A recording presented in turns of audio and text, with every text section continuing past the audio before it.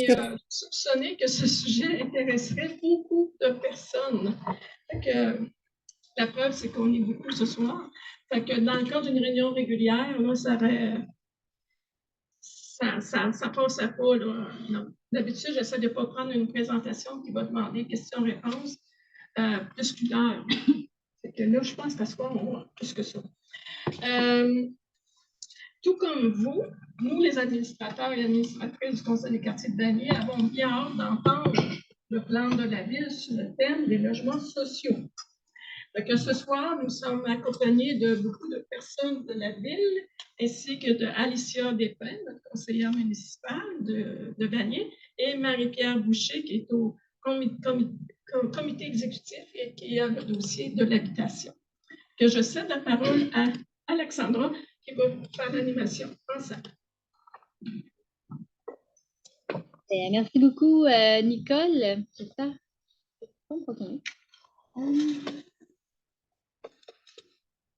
Donnez-moi un instant. Il va y avoir des moments logistiques ce soir. Okay.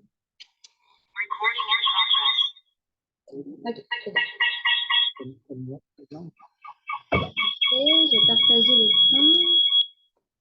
Vous m'excusez, il va y avoir des petits moments logistiques ce soir, comme celui que j'entends loin là.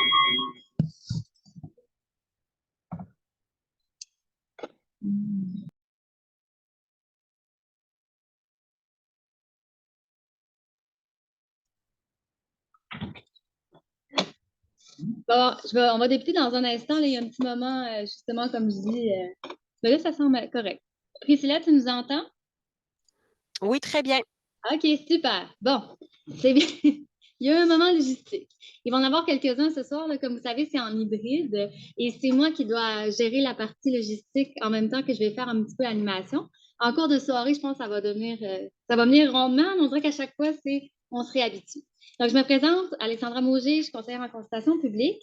C'est également moi qui accompagne là, à chaque mois le conseil de quartier de Vanier. Puis, ce soir, bien sûr, on vient faire une présentation sur le logement social. Vous avez entendu Priscilla tout à l'heure, on la voyait à l'écran. En fait, ma collègue Priscilla, elle va s'occuper de l'animation en ligne. Puis, j'en profite aussi là, pour présenter les gens qui sont avec nous ce soir. Donc, bien sûr, j'ai Mme Marie-Pierre Boucher, qui est membre du comité exécutif responsable du développement social et de l'habitation. J'ai également Mme Alicia Despins, qui est la conseillère municipale du district de Vanier-du-Verger et présidente de l'arrondissement de Rivière. Puis aussi, là, qui va faire la présentation, j'ai M. Jérôme Bouchard, qui est conseiller en développement économique du service de la planification de l'aménagement et de l'environnement. Également, en soutien, j'ai M. Maxime Rochette, également conseiller en développement économique du même service. M. Marc Deconin, qui est conseiller stratégique en habitation et en développement social à la ville. Et M. Christian Lepage, qui est conseiller en urbanisme et qui connaît très bien là, les enjeux d'urbanisme dans l'arrondissement des Rivières. Donc, il va pouvoir là, nous aider aussi à répondre à éventuellement des questions d'urbanisme. La rencontre de ce soir, là, puis on va vraiment essayer que ça se déroule le plus rondement possible, mais c'est une rencontre en hybride. On connaît les petits glitches qu'il peut y avoir, comme là au début. En fait, on va débuter, là, on va faire une présentation qui va durer une vingtaine de minutes. On veut vraiment se donner du temps, en fait, pour avoir une période d'échange. Vous allez pouvoir poser vos questions, faire vos commentaires. On va prendre le temps pour ça. Je pourrais réexpliquer quand on va être rendu à ce moment-là. On est quand même mardi soir. On va essayer de viser une fin de la rencontre là, au plus tard à 20h45. Et puis, si je peux le rappeler, l'objectif ce soir pour nous, c'est vraiment de venir présenter le logement social, la question de l'habitation, où est-ce qu'on en est. On aimerait qu'on ressortir de la salle, que les gens aient compris aussi c'est quoi le rôle dans le logement social. Mais là-dessus, je vais quand même laisser là, Mesdames Boucher et Mme Despins là, ouvrir la séance. Pour votre présence, c'est un grand nombre. Là, je viens de me connecter aux autres en même temps. Je vois qu'il y a beaucoup de gens en ligne également. J'espère que vous nous entendez bien. Alors, on ne vous entend pas beaucoup. C'est très faible, le son. C'est les micros qui ne marchent pas. Hein? À voix pour l'instant, ça permettra de combler un peu le temps pendant qu'on...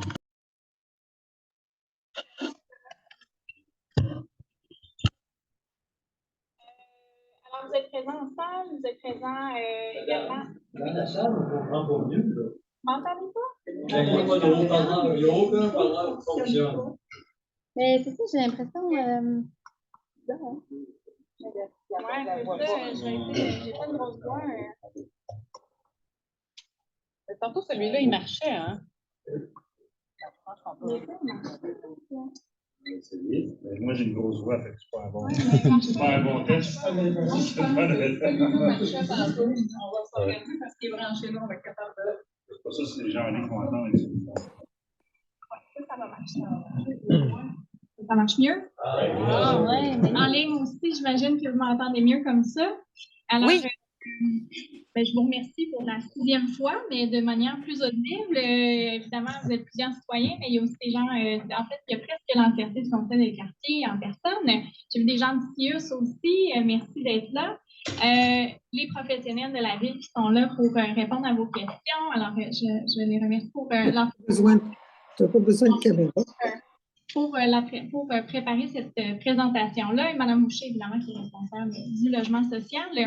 Je pense que ça vaut la peine de prendre un petit peu plus de temps que d'habitude là, pour remettre en contexte. Évidemment, c'est une séance extraordinaire du Conseil des quartiers, mais c'est aussi, je pense, une première en termes de présentation. Ce n'est pas lié à un projet spécifiquement. C'est lié plutôt à un contexte, mais c'est surtout en réaction, en fait, à votre demande, à la demande des citoyens et du Conseil de quartier. Aux nombreux questionnements que vous avez eus dans les dernières semaines, dans les derniers mois. Donc, c'est un petit peu un texte, en même temps, une nouvelle formule qui va nous aider à évaluer nos outils de communication à la ville. Et donc, ce soir, on vous présente finalement le nouveau processus, le nouveau contexte dans lequel on se trouve, parce qu'il y a beaucoup de programmes au gouvernement qui ont changé. Donc, on essaie de se retrouver et de répondre à la pénurie de logements, notamment de logements sociaux et abordables, par la construction de logements sociaux. On va vous montrer comment la ville s'insère là-dedans. C'est certain qu'on ne peut pas évacuer les projets plus spécifiques sur lesquels vous avez interpellé récemment, notamment les flots tranquilles dans le secteur Bourdage, qui est un projet, je sais que vous êtes pas mal tous au courant, mais c'est un projet pour l'instant qui n'a pas de financement de la part du gouvernement, qui n'a pas encore de terrain. Donc, on va l'aborder, on va l'effleurer, disons-le comme ça. Par contre, si vous avez des questions beaucoup plus pointues ou précises, ça se peut qu'on n'ait pas les réponses à ce moment-ci. Dans l'histoire, c'est encore un projet qui est embryonnaire. Par contre, on va faire en détail là, le processus pour les logements sociaux de manière plus générale et j'espère que ça va répondre à vos questions. Alors, voilà pour moi. Est-ce que, Marie-Pierre, je te passe le micro? Je ne répéterai pas, hein. Je vais juste vous souhaiter une bonne soirée, tout simplement. Puis n'hésitez pas si vous avez des questions en cours de route. On a une équipe qui est présente, qui travaille, je dirais, au quotidien sur ces dossiers-là, donc nous saurons répondre à vos questions. En boule, tu as des petites affaires. Là, Je vais vraiment demander, s'il vous plaît, les gens à la maison, c'est très important d'éteindre les micros. Priscilla aussi, elle va pouvoir s'en occuper. J'ai envie de prendre un risque. J'ai pesé sur un bouton volume ici. J'ai envie de prendre un risque d'essayer le micro qui est là. Ça marche plus. Ah, Vous m'entendez? ça va? Juste un moins. On va ramener celui-là. Là. Ben, merci beaucoup. Oui, là, ça marche. Tantôt, il y a eu une séance. Moi, je me fondais là-dessus pour que tout soit déjà prêt, mais non. Il fallait juste monter le volume. Tu me calmes. Bonjour, bonsoir. Est-ce que vous m'entendez bien? Le micro fonctionne, super. Je vais pas tenir un micro pendant 20 minutes, je suis content. Merci aussi d'être là ce soir en grand nombre, là, à distance et en présence. C'est très apprécié. Nous, ça fait partie aussi de notre plan de match dans les prochains mois, d'aller un petit peu plus sur le terrain, dans les quartiers, pour parler des enjeux de logement. Donc, c'est un peu une première qu'on fait ici. Je pense que Vanier le méritait amplement. Courte présentation, 15-20 minutes, et après ça, on est disponible pour des échanges avec vous. L'objectif de la rencontre, on l'a dit, discuter des enjeux d'habitation au Québec, préciser le rôle de la ville aussi dans la mise en œuvre des projets de logements sociaux communautaires et abordables. C'est un rôle qui évolue, donc on va vous expliquer un peu là, notre rôle actuellement dans ces programmes-là. Donc, dans la présentation, je vais parler un petit peu du contexte de l'habitation à Québec. Les définitions aussi, hein, parce qu'on entend souvent certains termes, puis des fois, c'est pas tout le temps clair qu'est-ce qui est quoi, puis c'est même difficile pour nous de définir clairement, tellement qu'il y a des particularités, des nuances à faire. On va vous parler des nouveaux programmes, des processus aussi de réalisation des projets de logement social, abordables et communautaires, et quelques mots aussi sur le projet de coopérative d'habitation Les Flots Tranquilles. Donc, pour ce qui est du contexte, oui, monsieur. Est-ce que vous allez avoir un document écrit sur votre présentation? Est-ce que c'est possible de l'avoir? On va rendre la présentation disponible sur la même page web là, que celle qu'on avait convoquée, puis on va pouvoir mettre l'enregistrement aussi. Merci, Alexandre. Donc, pour ce qui est du contexte, je pense que vous le connaissez en partie, on en entend beaucoup parler dans l'actualité. Donc, les taux d'inoccupation des logements locatifs sont très bas en ce moment, 1,6 en octobre 2022 à Québec. On attend les données de l'enquête réalisée en octobre 2023, probablement la semaine prochaine. C'est des données de la SCHL. Donc, on s'attend à des taux à peu près équivalents, voire peut-être même un peu plus bas, mais on va voir la semaine prochaine. On sait que les taux d'inoccupation aussi pour des logements dont les loyers sont sous les 1 000 sont encore plus bas, donc encore moins disponibles. On sait qu'il y a 2000 ménages qui sont en attente d'un logement subventionné, qui ont fait des démarches pour valider leur admissibilité. Le loyer moyen augmente. Hein, on le sait depuis au moins 3 ans, ça va en augmentation. Le nombre d'unités mises en chantier accuse une tendance à la baisse. On a beaucoup entendu parler dans les médias ces derniers jours. Donc, à Québec, baisse de 33 par rapport à 2022. C'est une baisse importante. Quand même nuancé en disant qu'il y avait eu quand même c'était des années presque records, 2021-2022. Il y avait beaucoup de mises en chantier. Mais c'est sûr qu'il y a une tendance vers la baisse. Donc, ça nous préoccupe. Puis on est en action pour rétablir la tendance vers le haut. Et puis, on a 31 220 ménages locataires qui consacrent plus de 30 de leurs revenus aux frais de logement. C'est important de signaler, c'est que la grande majorité est composée de personnes seules, 81,2 Donc, il y a beaucoup de besoins chez les personnes seules. Il y en a aussi beaucoup, évidemment, dans tous les types de ménages. Ça, c'était les données pour la ville. Pour ce qui est plus particulièrement de l'arrondissement, les rivières, le taux d'inoccupation est bas aussi, 2,1 Donc, on est sous le seuil d'équilibre de 3 Normalement, un marché en équilibre, il y a à peu près 3 de logements vacants. Là, à 2,1, c'est un peu plus difficile de trouver un logement. Diminution de 20 des mises en chantier, 979 unités en 2023 par rapport à 1173 en 2022. Un loyer moyen là, pour un appartement de 2 chambres à coucher à 1 074 Donc, on voit que ça a quand même augmenté dans les dernières années. On a 200 ménages qui sont en attente d'un logement subventionné dans l'arrondissement, donc des ménages qui habitent actuellement à l'arrondissement et qui ont fait des démarches pour obtenir un logement subventionné. Donc 200 ménages sur environ, comme je l'ai dit, 2000 pour l'ensemble de la ville de Québec. Et puis, on a 4500 ménages locataires qui consacrent plus de 30 de leurs revenus aux frais de logement. Le contexte rapide, quelques statistiques de base.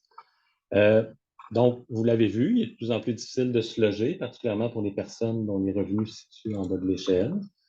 La Ville s'est engagée à aider les ménages à faible revenu et à revenus modestes. Puis, on veut aussi, bien sûr, assurer une équité, une mixité, favoriser la cohésion sociale. Donc, faire en sorte que tout le monde puisse se loger convenablement à Québec.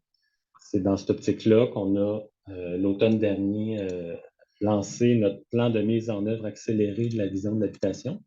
Notre vision d'habitation, on l'a adoptée en 2020. Et puis là, avec tout le contexte que je vous ai expliqué, la Ville voulait reprendre un leadership fort en habitation, puis vraiment marquer le coup, parce qu'il y a des enjeux très importants depuis les derniers mois. Donc, on a lancé un plan de mise en œuvre accéléré. Donc, on reste toujours dans l'optique de la vision de l'habitation, mais on met en place des nouvelles actions pour créer plus de logements plus rapidement, toujours dans une optique de développement durable. Donc, c'est ce que permet l'ancrage dans la vision de l'habitation. Au fond, on ne veut pas simplement faire plus de logements, on veut que ce soit dans des milieux de vie de qualité. Donc, c'est notre objectif. 80 000 nouveaux logements d'ici 2040. C'est très ambitieux. Donc, ça impliquerait environ 5 000 unités par année. On ne s'attend pas à 5 000 chaque année. Là. Il y a toujours des années plus fortes que d'autres, mais en tout cas, c'est une cible qu'on a. Donc, on a plein d'actions là, en ce moment. Là, plusieurs unités à la ville sont en action pour mettre en place des mesures qui vont permettre d'accélérer la construction de logements, puis aussi de logements sociaux et abordables. L'importance du logement social abordable et communautaire pour favoriser la cohésion sociale. La ville veut développer encore davantage le logement social parce que ça permet notamment de réduire les effets de la pauvreté, prévenir l'instabilité résidentielle. Ça garantit une sécurité pour les locataires qui vivent dans des milieux de vie qui sont épanouissants, qui répondent à leurs besoins. Ça permet d'offrir une offre de services de proximité à tous les citoyens. On s'assure que nos projets de logements sociaux communautaires abordables soient bien situés près des services, des transports en commun.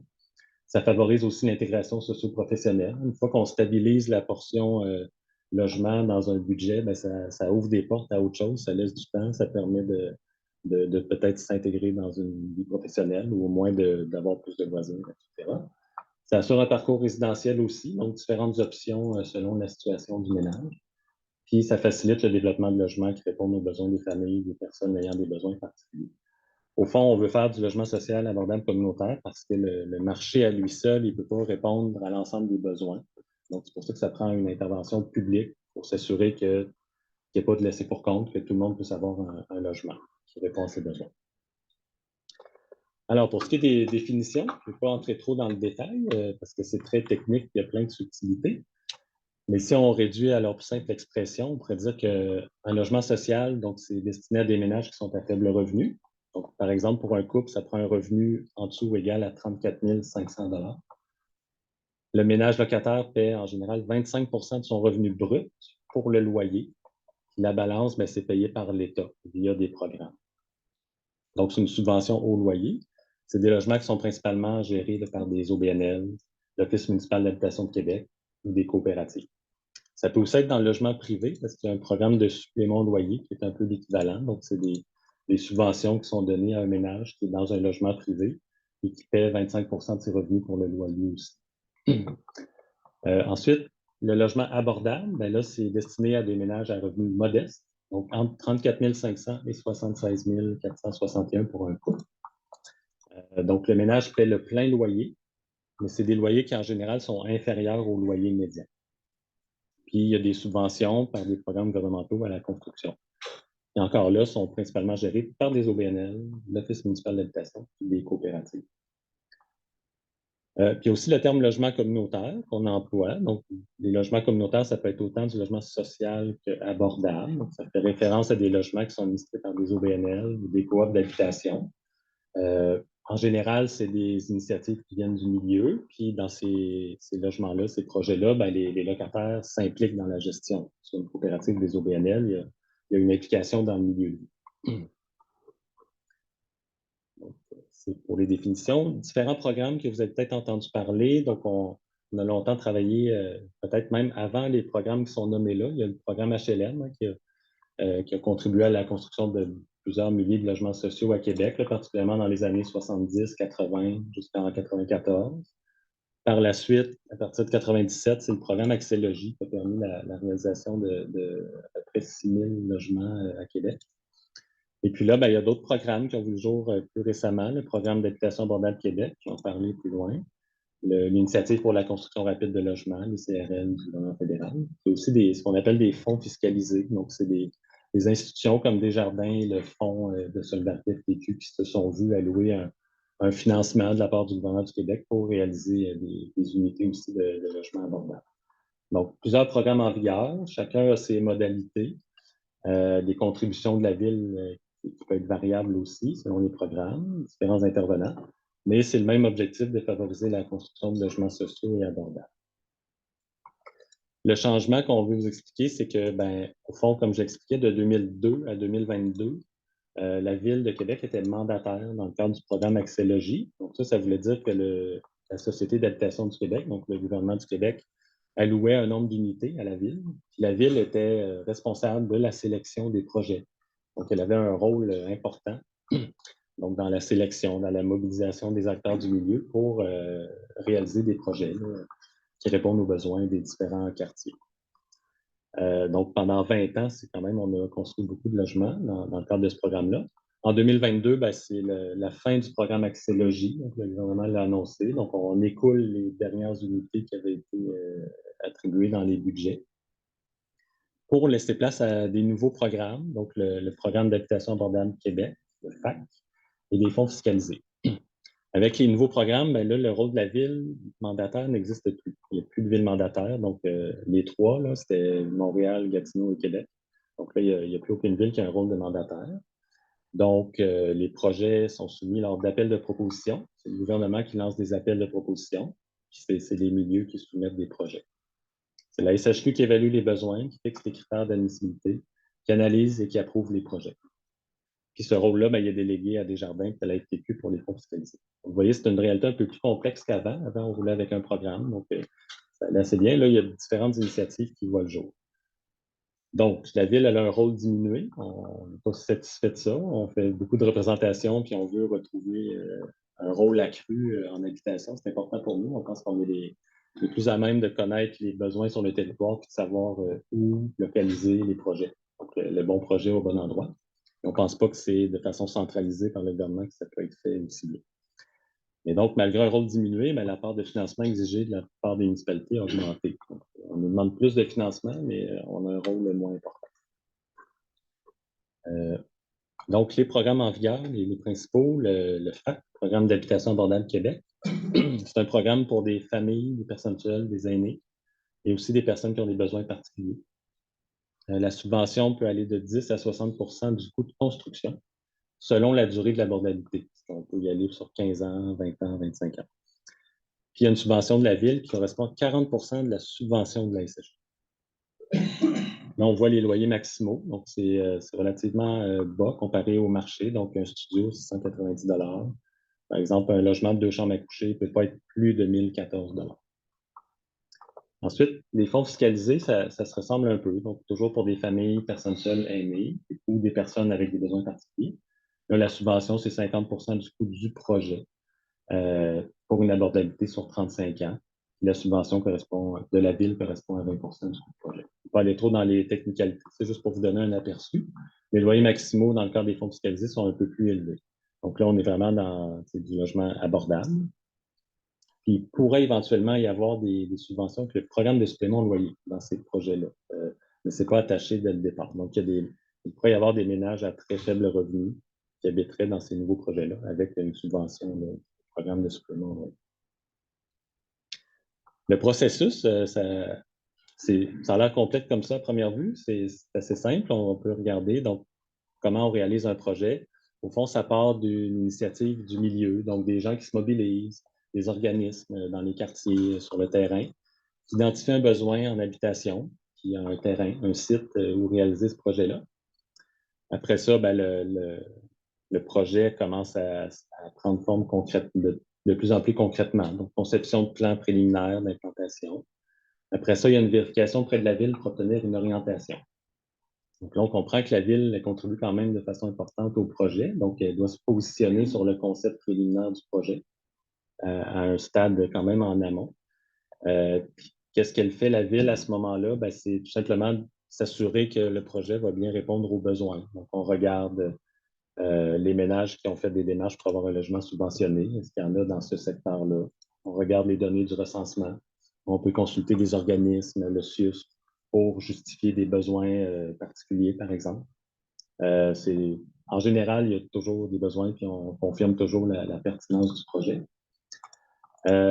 Ensuite, le processus continue. Donc, préparation du dossier de candidature pour un des programmes en vigueur. Donc, l'organisme qui est porteur du projet va remplir toutes les formalités administratives pour s'inscrire dans un des programmes que je vous ai présentés. Il va déposer la candidature. Et puis, après ça, c'est là qu'il y a une attente pour savoir est-ce que la Société d'habitation du Québec ou Desjardins ou le Fonds FTQ va retenir le projet dans le cadre de son programme.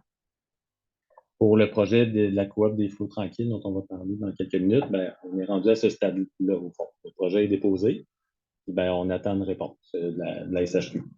Puis nous, la ville, on parle à la SHQ à chaque semaine pour avoir des nouvelles. Un peu là. Ensuite, si le projet n'est pas retenu Ben, ça peut être la fin du processus. C'est sûr que l'organisme porteur peut aller voir est-ce qu'il y a d'autres types de financement possibles au fédéral, etc. Et donc, ça peut signifier la fin du processus si le projet n'est pas retenu. Puis, on rappelle que, contrairement à Axelogie, mais la Ville ne sélectionne pas les projets. C'est vraiment la société. Si le projet est retenu, ben là, on va demander formellement une contribution à la Ville de Québec. Et c'est à ce moment-là qu'il va y avoir une séance d'information citoyenne, parce qu'on attend que le projet soit officialisé, si on veut que le projet ait un financement, parce que sinon on ne peut pas faire des séances d'information chaque fois qu'il y a une esquisse de projet, puis sans savoir vraiment l'issue. Donc, on attend qu'il y ait quand même des confirmations au niveau du financement.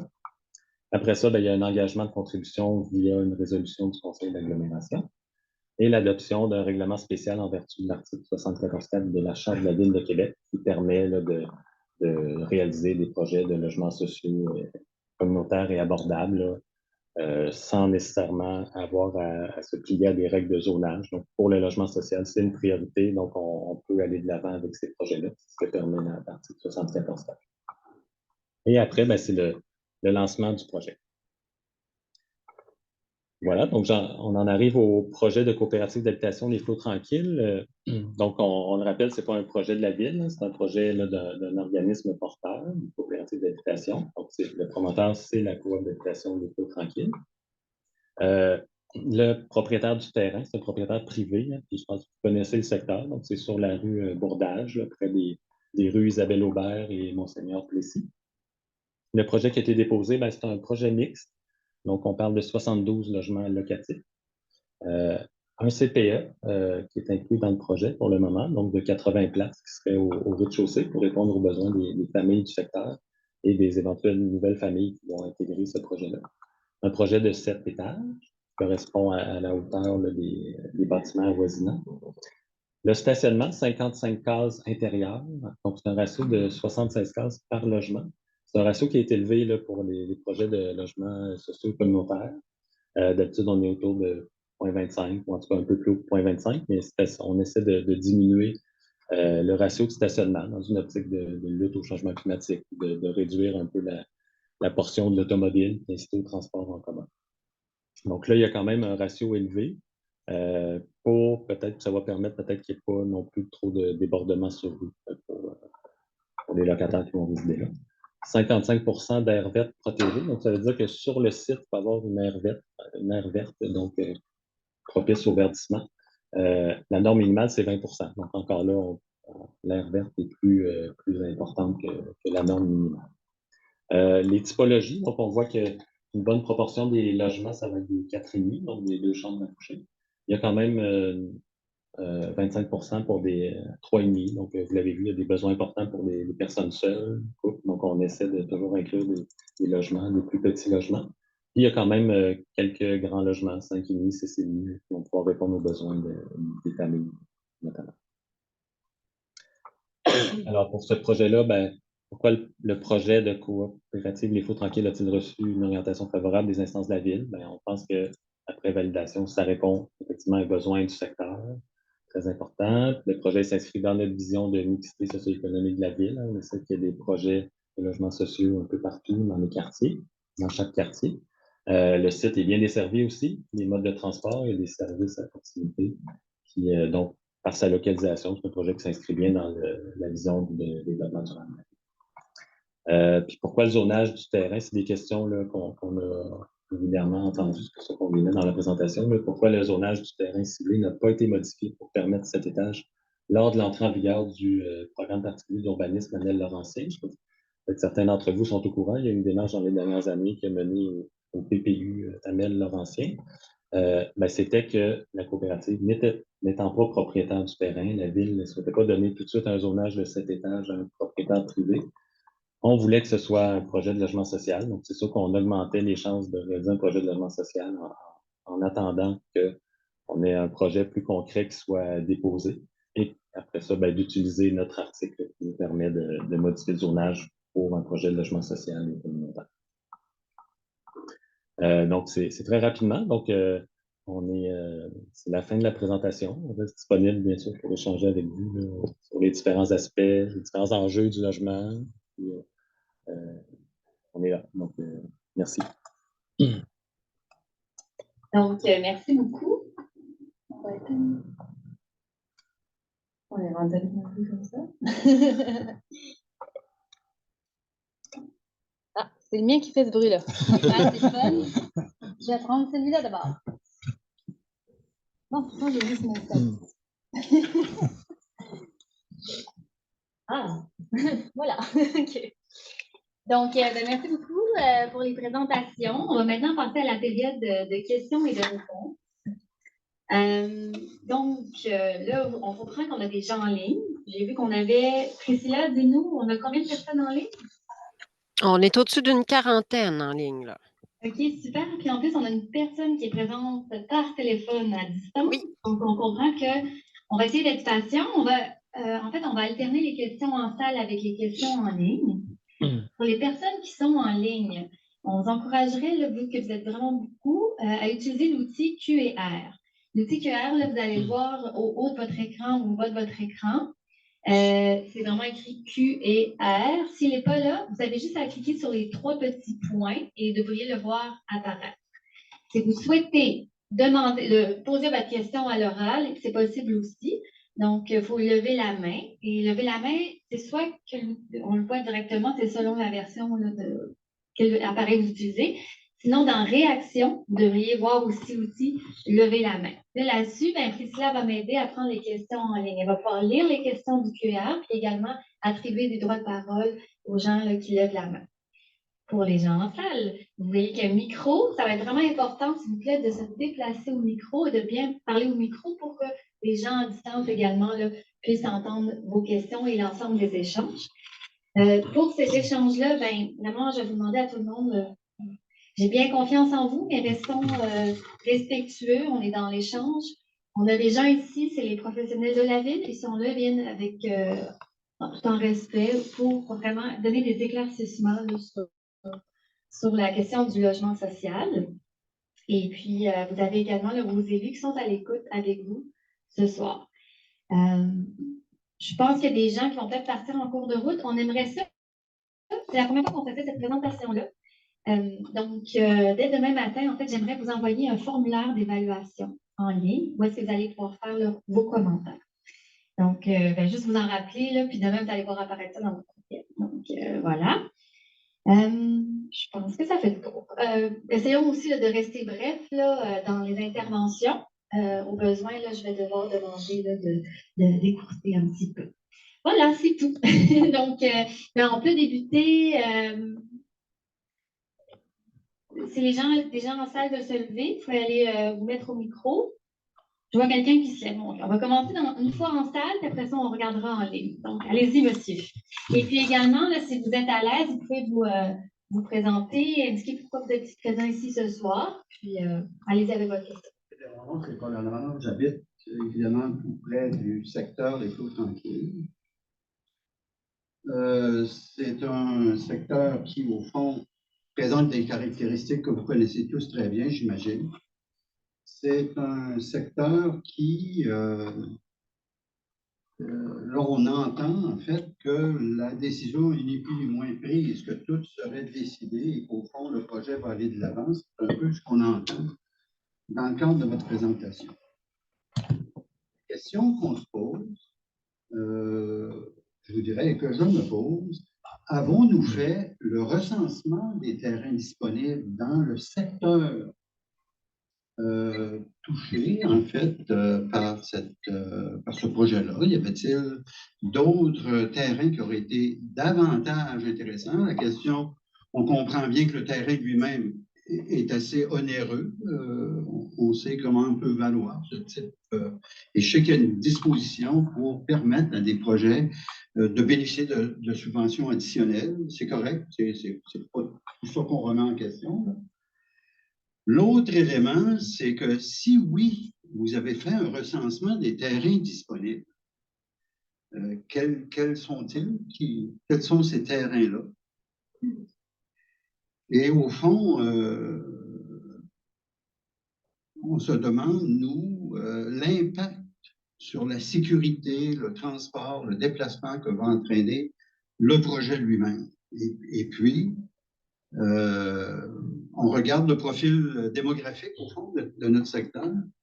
Et on se dit, il y aurait peut-être eu des endroits plus proches d'une école ou plus proches du lab école, qui n'est pas très loin. Enfin, ça va loin, la réflexion autour de tout ça. Je voudrais vous entendre là-dessus. Merci. Parfait. Ben, merci beaucoup. Écoutez, c'est sûr qu'on va accueillir les questions sur le projet des coopératives des flots tranquilles. On se rappelle que c'est une présentation qui voulait quand même plus générale, fait qu'on va aussi expliquer plus le processus en général. Je pense que déjà, pour remettre en contexte où est-ce qu'on en est avec le projet des flots tranquilles. Et après ça serait intéressant là, si on pouvait exposer comment ça se passe, les choix des terrains là, pour les projets de logement social. Et enfin, ben, je serais intéressée peut-être d'entendre éventuellement notre conseiller en urbanisme aussi pour nous exposer comment ça se passe quand, de façon générale, n'importe quel projet résidentiel, quand il s'implante dans un quartier, comment ça se passe la question de la sécurité routière, l'ajout de transport, etc. Mais allons-y déjà avec, pour mettre les choses au clair, là, rassurer les gens tout de suite. Oui, je peux y aller. Est-ce que la décision a été prise? C'est sûr que la Ville est favorable à un projet de logement social, de logement abordable à cet endroit-là. La décision n'a pas été prise par la SHQ, par exemple. Donc, on n'est pas certain que le projet va être financé. Si la SHQ refuse, la Ville ne va pas supporter le financement et ça. Donc, on en est là. Bon, c'est un projet que la Ville favorise. Mais c'est la SHQ qui prend la décision en bout de ligne. Donc, petite nuance ici. Oui, on a fait un recensement. C'est vrai que dans le processus, c'est l'organisme aussi qui regarde où est-ce qu'il voudrait s'implanter, où est-ce qu'il y aurait des terrains disponibles.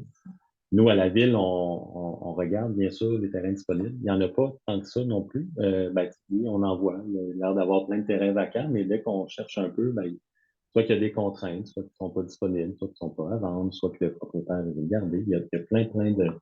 Donc, finalement, il n'y a pas beaucoup de terrains disponibles à la Ville. Le développement ne se fait plus par étalement urbain non plus. Vous le savez, on est dans une optique de densification, de lutte au changement climatique. Donc, il y a pratiquement plus de terrains disponibles là, en périphérie. Donc, il faut regarder en ville où est-ce qu'il y a des terrains disponibles.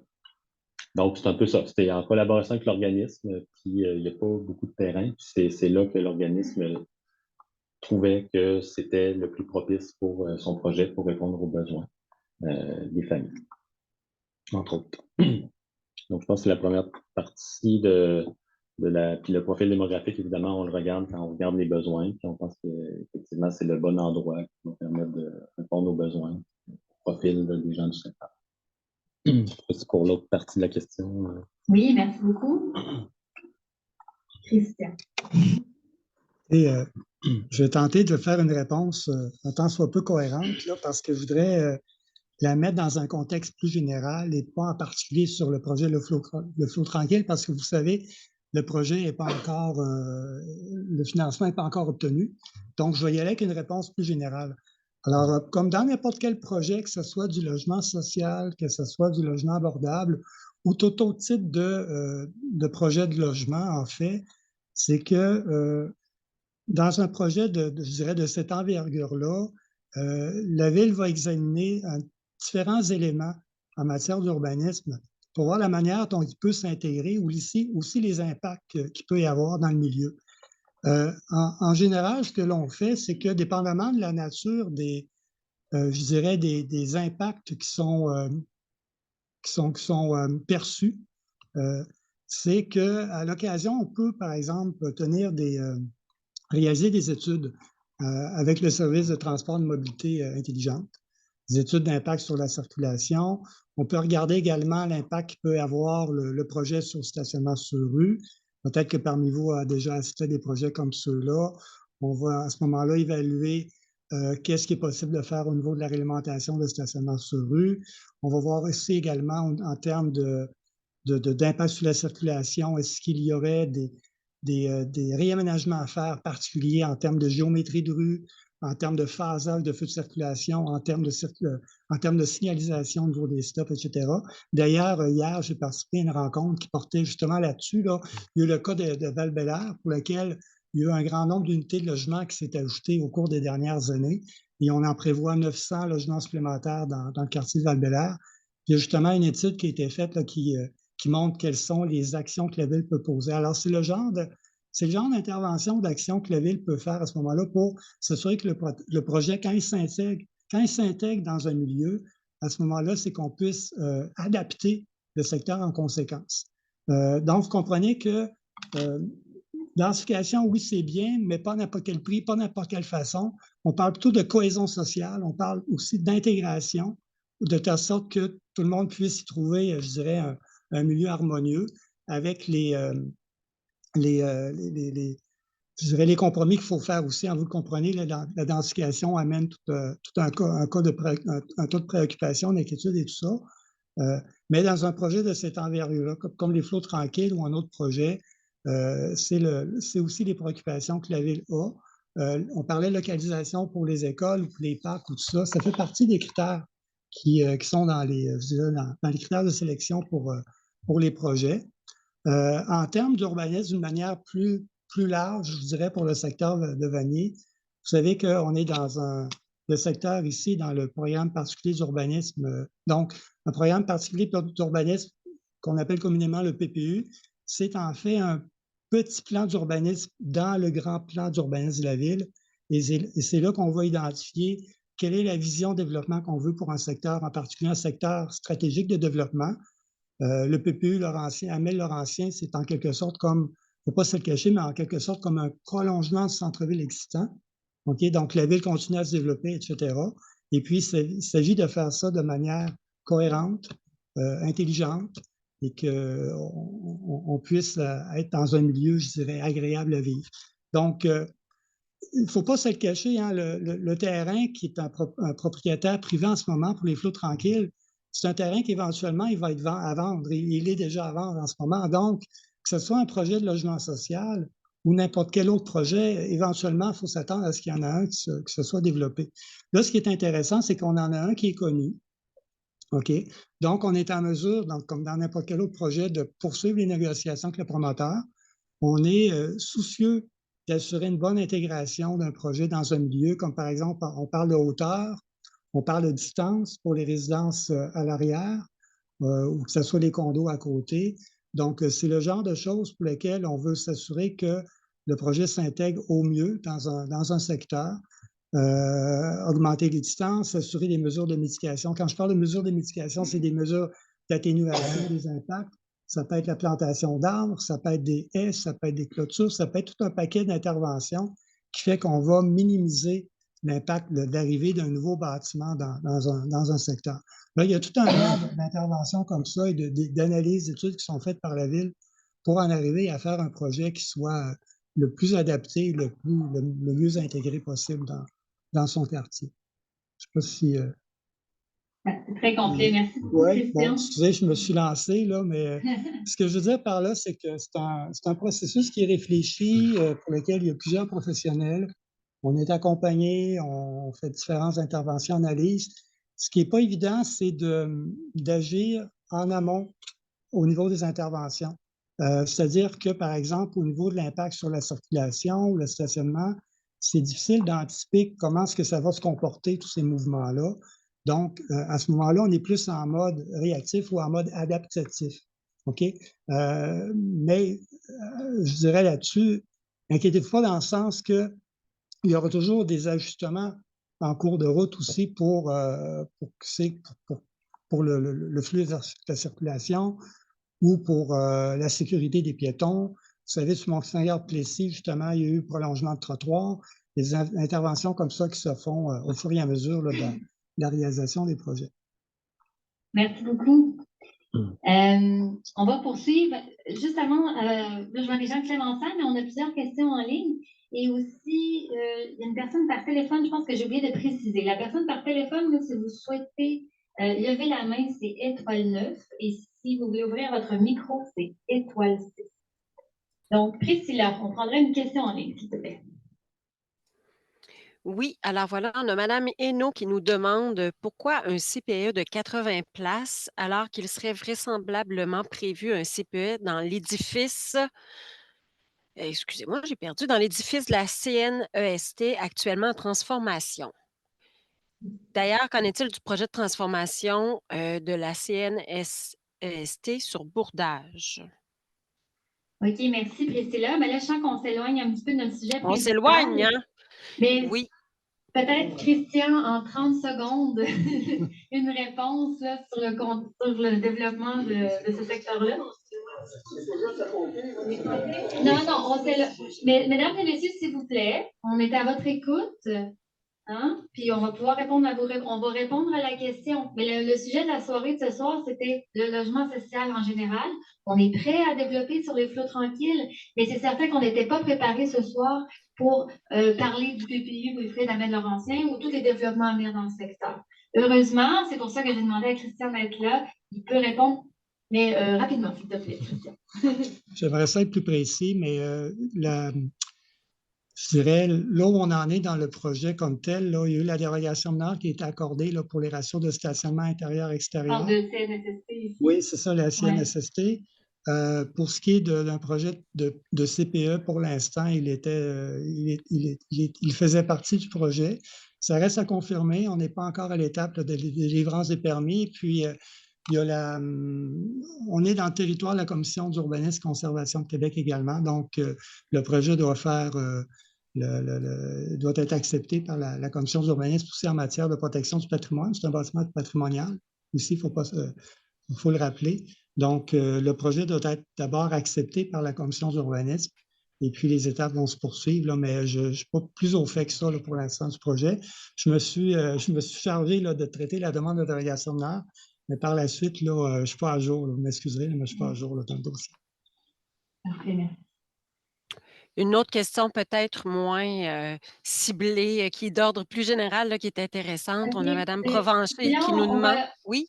Je pense souvent, il y a des gens que ça fait du sens. On va respecter le 1-1. Ah, bon Dieu! Allons-y avec le 1-1. Parfait. Monsieur Garon, qui est membre du conseil de quartier. D'abord, une question. Est-ce que ça fait... à quel moment le projet des flots tranquilles a été porté à l'attention des gens de la Ville de Québec? Est-ce que ça fait longtemps?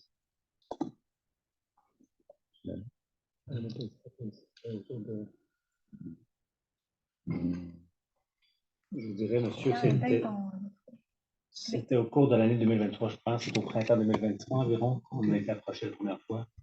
OK. L'autre chose, c'est une remarque.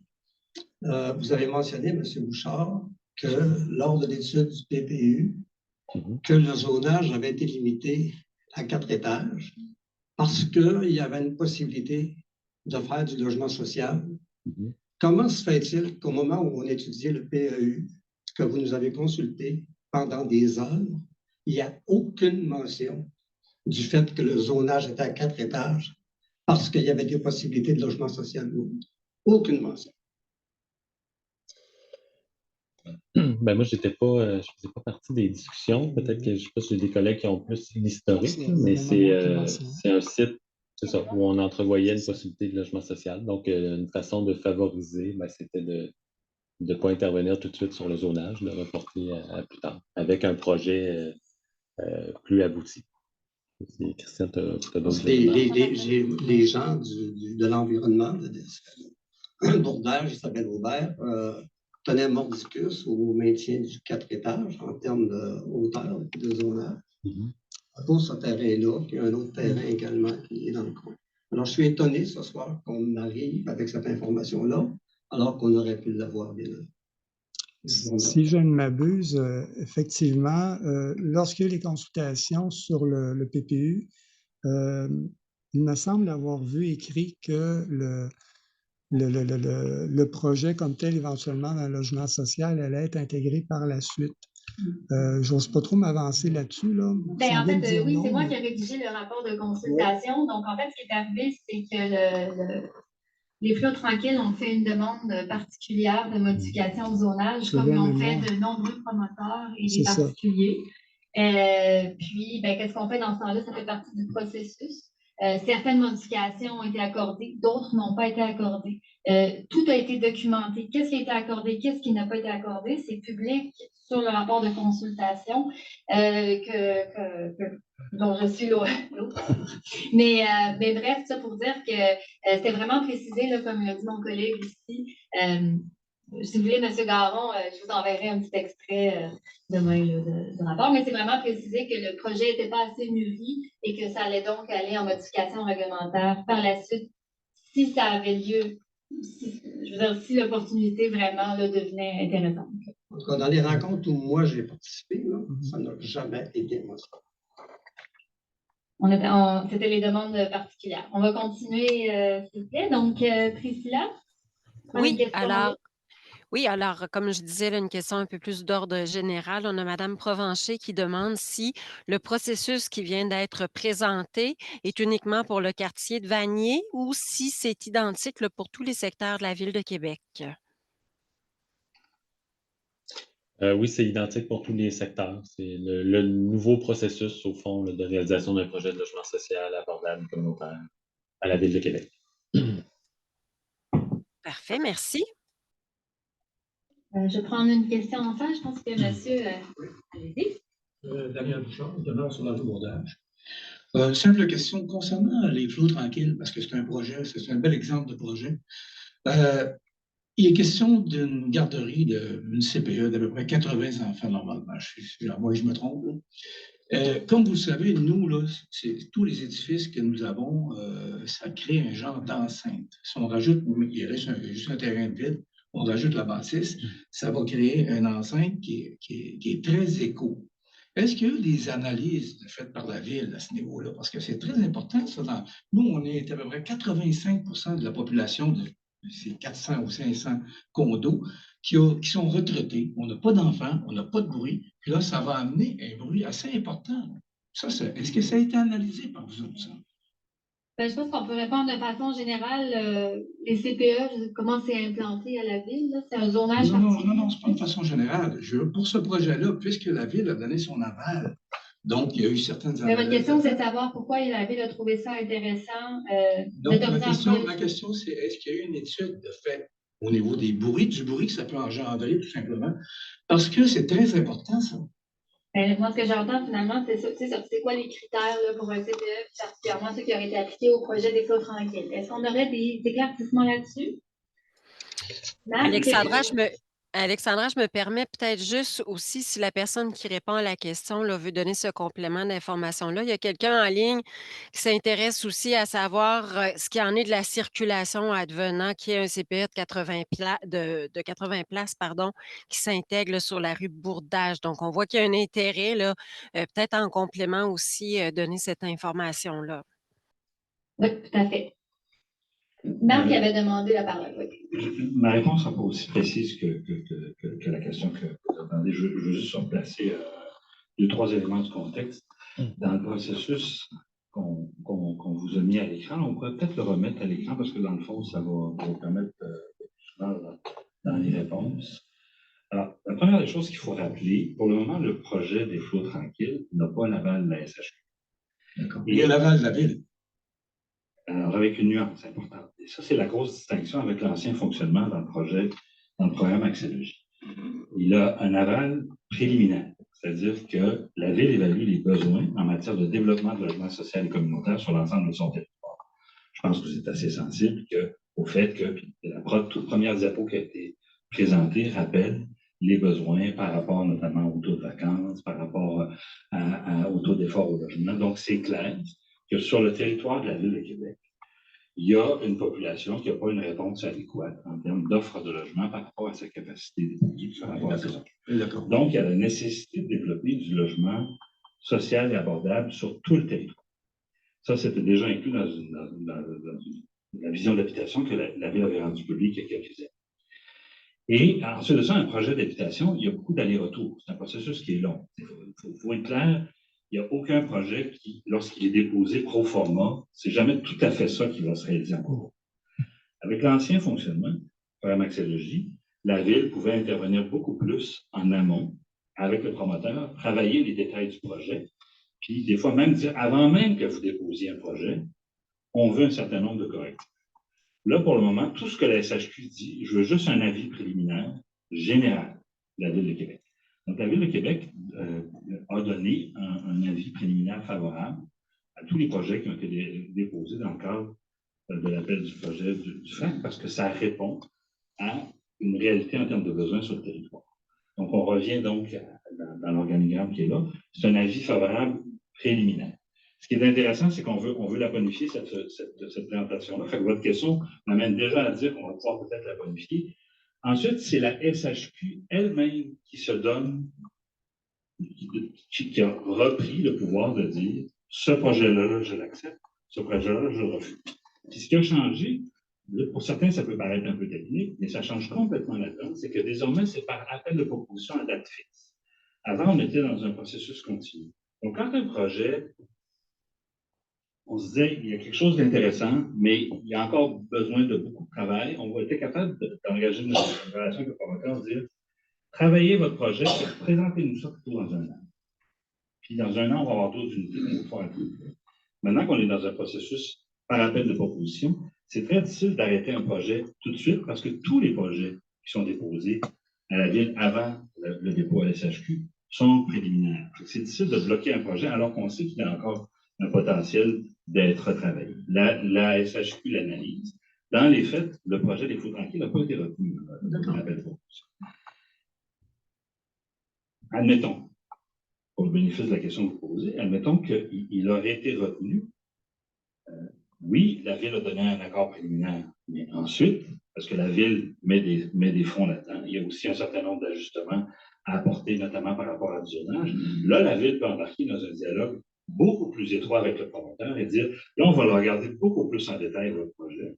Puis, il y a un certain nombre de choses avec lesquelles on n'est pas nécessairement confortable, il va falloir ajuster à la limite, et sur la base notamment d'assemblées publiques où là, des employés, des citoyens peuvent se prononcer et émettre des commentaires. Alors, même s'il y a un article 74.4 qui permet de contourner le règlement en matière de zonage, les assemblées publiques d'information permettent de recueillir des informations, des réactions, comme celles que vous venez de formuler, puis qui nous permettent de dire, bon, ben là, finalement, il y a un irritant majeur par rapport au CPE dans ce secteur-là. Donc là, on peut se rasseoir avec le promoteur puis regarder un petit peu plus en détail. Est-ce que vous avez fait des tests de ça? Est-ce que vous avez évalué? On peut aussi redemander à parler avec les promoteurs du CPE, parce que CPE aussi, c'est les promoteurs distincts. Avez-vous d'autres terrains que vous envisagez? Là, pour le moment, dans le contexte préliminaire, on n'était pas dans une posture, la Ville, où on pouvait engager ce dialogue-là avec le promoteur, ni avec le CPE. Donc ça, c'est pour replacer dans le processus les questions, puis les inquiétudes, puis les préoccupations tout à fait légitimes que vous avez. On pourrait ensuite, nous, excusez l'anglicisme, les adresser plus particulièrement avec le promoteur et ajuster le projet. Maintenant, si vous me permettez, juste sur la question des CPE, des fois, c'est intéressant de donner un petit peu de contexte. C'est ce qu'on s'est rendu compte, parce que vous savez aussi qu'il y a des besoins en matière de place en CPE sur tout le territoire, il y a des besoins familles, notamment importants en famille. Et depuis de nombreuses années, c'est démontré que le développement de projets de logement social peut offrir des opportunités pour intégrer une multiplicité de fonctions, notamment dans les rez-de-chaussée, où on peut avoir des locaux pour des groupes communautaires ou des CPE. Il y en a un exemple, un projet que je connais très bien, le projet des contribués, tout près d'ici dans Vanier, de même du Parc-Savard, où il y a un CPE qui est intégré. Et de plus en plus, il y a des CPE qui sont intégrés dans des projets de logement social, parce que là, il y a une forme d'efficience qui est obtenue en termes de gestion des coûts. Il y a un projet qui est en train de se travailler dans Saint-Sauveur, sur Saint-Vallier, où là aussi, là, c'est un projet personne âgée, puis il y a un CPE intégré au rez-de-chaussée, puis ça réagit très bien. Et il y a une tendance très forte de plus en plus aussi à proposer d'intégrer des projets de CPE dans des milieux où il y a des aînés, que ce soit CHSLD, que ce soit Maison des aînés. Par contre, sur la question du bruit, là, vous posez une question beaucoup plus pointue. Là, c'est tout à fait clair que c'est légitime qu'on évalue les enjeux associés au bruit, et on va les évaluer une fois qu'on sait que le projet a plus de chances de se réaliser. Puis, effectivement, si les résultats ne sont pas satisfaisants, là, on a une poignée pour dire au double promoteur, à la fois celui de la coop et celui du CPE, on souhaite des corrections et des ajustements possibles. Mais à cette étape-ci dans le processus, ce n'est pas possible d'intervenir de cette façon. Mais Dans le cadre de... Désolé pour la réponse un peu longue, mais je voulais la Peut-être contexte. juste en complément. Est-ce que dans votre question, est-ce que vous avez évalué? On n'évalue pas systématiquement, chaque fois qu'il va y avoir une garderie, par exemple, quel est le niveau de bruit, puis comme on peut le faire, par exemple, pour un dépôt en neige. Donc, on ne le fait pas de prime abord pour les garderies, on ne le fait pas de prime abord pour les écoles, on ne le fait pas. Il y a aussi, là, on est en grand besoin actuellement. Donc, c'est là que quand il y a des consultants, quand il y a une présentation, quand on va arriver au moment où le projet est présenté, votre vécu terrain nous permet de pouvoir avoir ces discussions-là pour des mesures de mitigation avec le promoteur ou celui qui arrive avec le projet. Parce que le CPE, en général, c'est merveilleux. On a besoin de CPE partout, mais il faut que ce soit proche des besoins. Nous, comme vous le savez, on a 100% de nos gens qui n'ont pas d'enfants. Même si vous rajoutez des logements dans un bloc qui va être adjacent au nôtre, là-dedans, il va peut-être avoir 3 enfants en bas de 6 ans. Ce n'est pas nous autres qui avons besoin des CPE. Les CPE, la demande pour le CPE, les besoins de CPE viennent de plus loin selon nous. Deuxième point que je voulais juste rajouter rapidement, c'est l'acceptabilité sociale de tout ça. Est-ce que c'est un élément qui est pris en compte? Là, je vous pose la question à vous, les conseillères, à savoir, est-ce que c'est un élément qui a un certain poids dans la balance, l'acceptabilité sociale vis-à-vis d'un projet comme ça? Je vais donner mon bout, après je vais laisser Mme Despins répondre. Moi, j'ai le rôle de représenter l'ensemble des citoyens. C'est-à-dire vous, dans votre milieu où vous l'habitez, mais aussi ceux qui ne sont pas là aujourd'hui, donc les prochains bénéficiaires de ces projets. Donc, l'acceptabilité sociale, je dois la considérer en fonction des gens qui sont là actuellement, mais de ceux qui vont en bénéficier, les parents qui vont utiliser les garderies, les citoyens qui ont besoin de logement social actuellement, qui ont très rarement voix, qui ont très rarement un lieu pour venir s'exprimer. Donc, quand vous me parlez d'acceptabilité sociale, pour moi, c'est important d'entendre l'ensemble des voix, et même celles qui ne sont pas présentes aujourd'hui. Donc, oui, elle est importante, mais elle est importante pour tout le monde. Donc, c'est ce rôle-là un peu difficile à prendre qu'on a comme élu, de pouvoir s'assurer de répondre aux citoyens qui viennent nous parler quotidiennement, mais à ceux qui n'osent pas venir nous parler aussi. Donc, cette acceptabilité sociale-là, elle est importante, mais elle est importante à prendre en considération pour l'ensemble. Mais, monsieur, s'il vous plaît, oui, on a encore des questions en ligne, puis le temps file, donc merci. Mais si jamais on a le temps, on pourra prendre un deuxième tour de parole. On va passer une question en ligne, Priscilla.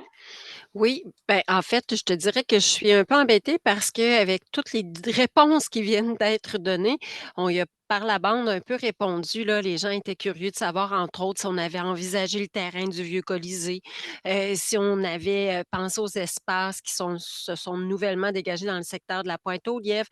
Donc, c'est un peu ce qui revient. Puis je pense qu'on a fait la lumière là-dessus. Parfait. Bon, ben merci, Priscilla. Je vais donc poursuivre avec une question en salle. Puis si jamais les gens en ligne veulent poser une deuxième question ou précision, là, ils peuvent utiliser ici. Madame? Alors, mon nom est Sonia Gagnon. J'habite sur la rue Jeanne Burel, une maison rangée, là, en arrière de... Isabelle Aubert? Isabelle Aubert. Okay. C'est ça, mais moi, c'est Jeanne Burel. Là, ah, OK, oui. Bon. C'est comme les noms des rois. C'est ça. Alors, moi, je voudrais savoir, quand on regarde le processus qui a été affiché ici en haut, là, ce que je comprends, c'est que l'îlot tranquille a fait une demande, fait un appel de proposition auprès de la SHQ dans le cadre de ce programme-là. Pour 2023, ça n'a pas été retenu. Maintenant, c'est sûr que probablement on peut penser qu'ils vont redéposer leur candidature, mais dans le cadre de cette demande d'appel de proposition-là, la Ville doit donner une lettre d'intention, une lettre d'intérêt et également confirmer que le projet déposé auprès de la SHQ est conforme au règlement de zonage. D'où mon interrogation, parce que là, actuellement, dans le PPU, c'est 4 étages, le règlement de zonage est 20 logements, pas de CPA. Alors moi, je me demande comment la Ville a-t-elle donné son accord à ce projet-là. Je m'adresse plus spécifiquement à M. Deconinck, parce qu'il semblait dire que la Ville avait donné son appui de façon générale, mais... J'ai quand même vous demander d'adresser plus ces questions vers moi, puis moi, je pourrais plus redistribuer. Parce que si je regarde les critères là, qui doivent être rencontrés pour pouvoir faire l'appel de proposition par les flots tranquilles, il devait avoir une lettre d'intention et une confirmation auprès de la SHQ de la part de la Ville, comme de quoi le projet déposé était conforme au règlement de zonage. Là, je ne vois pas comment on peut faire ça, parce que, d'accord, la Ville peut procéder par 74.4 de la Charte. Par la suite, une fois que la SHQ a accepté le projet, mais là, on n'est pas du tout... Moi, je m'interroge pour savoir comment la Ville peut procéder. Jérôme, oui, je pense que Jérôme, tu pourrais donner des précisions.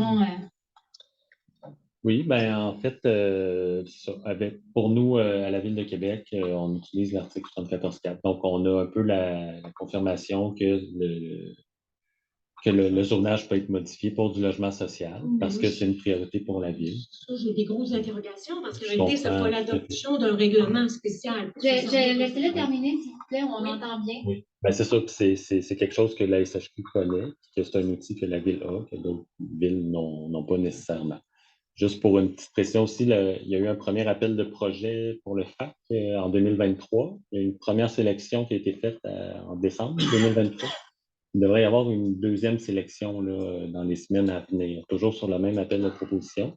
C'est là qu'on attend de voir là, ce qui va se passer. Est-ce qu'on a la nouvelle date limite là, pour la décision? Ben non, c'est ça. Il n'y a pas de date encore. La SHQ nous dit que ça s'en vient. Il y a des négociations là, au cabinet. OK. Alors, ce que vous me dites, c'est que dans le fond, la Ville a tout simplement dit à la SHQ, c'est pas conforme au règlement de zonage, mais on va se servir éventuellement de 74.4. Ça ressemble un peu à ça, hein? Oui, ça ressemble à ça, comme on le fait pour tous les projets de logements sociaux communautaires abordables. OK. Maintenant, si on revient un petit peu par la suite, là, si jamais la SHQ déclare le projet admissible, là, on se trouve à la demande de contribution de la Ville de Québec, il y a une séance d'information citoyenne, et je comprends que ce n'est pas du tout une consultation, alors c'est vraiment pour nous informer que le projet va se faire, c'est ça? Ce n'est pas une consultation, il n'y a pas de référendum, il n'y a pas de consultation. Puis pour se servir de 74.4, c'est la même chose. Est-ce qu'on peut donner des précisions là, sur la portion règlement? C'est-à-dire, il y a une séance d'information citoyenne, mais le but, c'est pas juste de transmettre l'info, c'est aussi d'en recevoir, de recevoir les préoccupations comme on le fait ce soir. Donc, si le bruit du CPE, c'est une préoccupation, qu'il va effectivement y avoir un CPE, c'est pas confirmé, ben, nous, on prend ça en note. Christian parlait de mesures de mitigation. On peut voir ce qu'on peut faire pour réduire le bruit. Il y a plein de CPE partout dans Limoilou, dans Saint-Jean-Baptiste. Nos enfants allaient, j'entendais pas jusqu'à ce que j'ouvre la porte, ils jouaient tous dehors. Pas non plus une cour d'école, il y a 300 élèves en même temps. C'est des petits groupes. Je pense qu'il y a quelque chose à faire, mais c'est là que ce serait une occasion de vraiment prendre les préoccupations des citoyens. On a déjà un bon aperçu avec ce qu'on fait ce soir, mais on pourra aller plus loin. Donc, ce ne sera pas une simple séance d'info, voici ce qui se passe, puis c'est comme ça. On va prendre vos préoccupations, puis on va modifier le projet, ou en tout cas, on va regarder avec le promoteur comment tenir compte. Avant qu'il soit trop tard. Bien sûr, c'est ça. Puis on a encore une pétition quand même là, de déposer là, subject à un projet de déposer. Oui, c'est ça. Mais on est sensible aux préoccupations, on va tout faire pour essayer de modifier. Je pense que Marc, tu voulais compléter? Je voulais compléter. Deux compléments. Juste pour vous rassurer, c'est pas la première fois, puis il y a beaucoup de projets, effectivement, qui bénéficient. En fait, comme l'a dit Jérôme, tous les projets de logement social, on va revenir pour qu'on utilise l'article 74.4 après. Mais à chaque fois qu'il y a un projet qui a 74.4, qu'il y a des assemblées d'information, il y a des retours et très, très, très souvent, on redemande aux promoteurs de faire des adaptations. Dans certains cas, c'est des adaptations très, très, très importantes. Donc, on va prendre en considération des commentaires et des recommandations, notamment, par exemple, encore une fois, la question de l'enjeu du bruit, c'est quelque chose qui peut très bien analyser. Je veux juste revenir un petit peu la nuance là, sur ce que vous disiez tout à l'heure. En fait, ce que la SHQ demande, c'est une lettre qui confirme qu'il n'y aura pas de problème associé. Dans ce contexte-là, à partir du moment où la Ville a un règlement, elle peut confirmer qu'il n'y aura pas de problème à développer le projet parce qu'il y a un règlement qui permet de ne pas créer un obstacle en matière de zonage. Sur l'article 74.4, c'est un grand débat. Ça prend quand même une décision de la Ville, hein, oui, 74.4, c'est ça que je dis. Là. Au moment où la demande est déposée auprès de la SHQ, il n'y en a pas là, de résolution de la Ville. C'est là qu'on est comme je vous disais, dans un nouveau programme avec des nouveaux processus, avec des allers-retours avec la SHQ, c'est que c'est très difficile d'aller chercher une décision définitive du Conseil de la Ville sur un projet préliminaire. Ça reste un projet préliminaire. Donc, c'est clair pour la SHQ que l'appui qui est donné, c'est dans un contexte de projet préliminaire. Ça, c'est clair dans les allers-retours qu'on a avec la SHQ. Je vais revenir sur quelques secondes sur 74.4 parce que c'est un sujet qui n'est pas facile, qui n'est pas facile pour personne. Dans un monde idéal, tout le monde est d'accord qu'on ne devrait pas imposer. Vous parliez tout à l'heure d'acceptabilité sociale, c'est une très bonne question. La Ville, la question qu'elle doit aussi se poser, c'est la question suivante. Est-ce qu'il est acceptable socialement de ne pas développer le logement social et communautaire sur le territoire quand on a des besoins? Or, ce que l'expérience a démontré, pas juste à Québec, un peu partout au Québec, c'est quand on soumet systématiquement des projets de logement social dans les référendums, les projets ne voient pas le jour. Donc, les projets ne se développent pas. Parce qu'il n'y a aucun quartier qui lève la main en disant « Je veux un projet de logement social et communautaire proche de chez moi ». Donc, par rapport à ce que vous dites, moi, je voudrais vous dire que je ne comprends pas pourquoi la Ville est prête à changer le zonage puis augmenter à 7 étages, puis augmenter le nombre de logements à 72 logements, alors que si ce n'est pas du logement social, là, on ne peut pas. Donc, moi, c'est comme si, parce que c'est du logement social, là, on peut. Il n'y a plus de règles d'urbanisme, il n'y a plus de règles. Ouais. C'est avec ce principe-là que la discussion de la Ville, parce que pourquoi on ne fait pas du logement social conforme au règlement de zonage? Ce n'est pas contre le logement social, c'est contre l'augmentation d'étages, le nombre, la surdensification, c'est ça, là, il est là le point. Ce n'est pas le logement social, c'est le fait que la Ville ne tient plus compte des règles d'urbanisme. Ben, écoutez, on entend bien la préoccupation, on l'entend souvent. Ben, écoutez, on a bien entendu. On fait du logement social, mais avec 4 étages. Bon. Merci. Ben, merci là, de partager. Puis, écoutez, c'est vraiment pour ça qu'on est là ce soir. Donc, on a bien entendu. Mais je pense qu'il n'y a pas d'autres interventions en ligne. On va continuer en salle. Juste prévenir, je vois qu'il est déjà 20h43. Je sens qu'il y a encore des questions. Étirons jusqu'à 21h. Je vais être bref. Benoît Simard, j'habite sur la rue Marie-Brière, donc dans le même quartier. Je voulais d'abord vous remercier pour les présentations. L'information est très intéressante. Je voulais vous, en fait, aussi préciser qu'on est plusieurs, hein, vous le savez, là, du secteur du parc des Filles du Roi. Et le projet des flots tranquilles est souvent mentionné, mais je pense que madame ici vient très bien là, résumer la préoccupation qu'on a, c'est pas tant le projet des flots tranquilles, c'est beaucoup plus la préservation de la trame de ce quartier-là, hein, qui a été vendu à des gens qui ont acheté, qui ont investi dans des copropriétés, qui a été vendu comme la proximité de la nature, une vue sur la ville de Québec. Il y a aussi, puis M. Lepage, j'ai très bien entendu votre présentation, que j'ai appréciée d'ailleurs. Mon expérience me dit toutefois que de la théorie à la pratique, il y a souvent de grands écarts entre ce qu'on voudrait faire et ce qui se fait dans la réalité. Et moi, quand je vois là, la séance d'information citoyenne, M. Leconnec, j'ai apprécié ce que vous avez dit, mais la journée où la SHQ aura autorisé un projet à une coopérative ou à quiconque, ça pourrait être un promoteur privé. Bon, ce n'est pas la SHQ, on s'entend, mais où la Ville aura accusé favorablement un projet, et il y a très peu de chances que le projet soit changé du tout au tout. N'est-ce pas? Je pense qu'une garderie, là, je ne pense pas que ça va changer s'il y a une garderie d'approuvée dans un projet. En fait, peut-être suis-je pas suffisamment naïf, mais en fait, je suis assez convaincu que ça ne changera pas du tout au tout. Nous, notre préoccupation, c'est de protéger la trame du quartier. Ça a été mentionné. Je comprends que dans Vanier, on vérifie un certain nombre de choses, de besoin des places en garderie. Dans le quartier dans lequel on est, ça a été mentionné aussi, il n'y a pas d'enfants.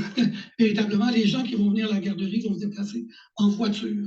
pour amener des enfants en garderie. Actuellement, il y a des interventions pour rétrécir les rues, pour limiter la circulation, ralentir la circulation, réduire le nombre de stationnements de rue, interdire le stationnement de véhicules récréatifs sur la rue Bourdage. Alors, il y a plein d'interventions qui sont faites et la lecture qu'on a quand on regarde ce projet-là ou un autre qui pourrait être similaire, uniquement avec des tours à condos, ben, on voit plusieurs contradictions, y compris, M. Lepage, c'est par rapport à ce que vous avez expliqué au niveau du processus pour en arriver à recommander ou appuyer un projet. Puis je vais vous donner juste un bref exemple. Là. Il y a eu un développement qui a été fait il n'y a pas si longtemps, un immeuble Charlie sur Monseigneur Plessis et qui utilise 90 à peu près là, % du terrain qui était disponible. N'eût été de l'intervention des citoyens, tous les arbres qu'il y avait là auraient été arrachés, brisés. On a même dû intervenir pendant la construction par le promoteur parce que malgré les directives de la ville, les choses se défaisaient. Alors, on est un peu craintif. Puis je vais rajouter une dernière chose sur le zonage. Comme plusieurs, moi je suis copropriétaire maintenant, j'ai investi, ça fait pas tant d'années, ça fait 3 ans. Quand j'ai investi, j'ai vérifié le zonage des terrains voisins qui étaient inoccupés. Celui du Charlie, je savais qu'il se construirait un édifice. Je savais qu'il y en aurait un pour le groupe Aubry, derrière où j'habite. Mais je savais que devant chez moi, il y avait un zonage limité à 4 étages. Et quand j'ai acheté, avec une magnifique vue sur la ville de Québec, et que j'ai payé un prix pour cette magnifique vue-là, j'ai fait mon devoir d'investisseur responsable, j'ai vérifié le zonage. Et là, sans consultation, on change ça, et ça a des conséquences. Au-delà de la qualité de vie, du bruit, la circulation, et tout ça, ça peut avoir d'autres types de conséquences. Et je trouve regrettable qu'il n'y ait pas de consultation. Je termine là-dessus parce que les questions que j'avais ont été. Merci beaucoup. Je pense que c'est très c'est pertinent. On est plusieurs personnes ici. Je demandais aussi, s'il vous plaît, de pas d'applaudissements.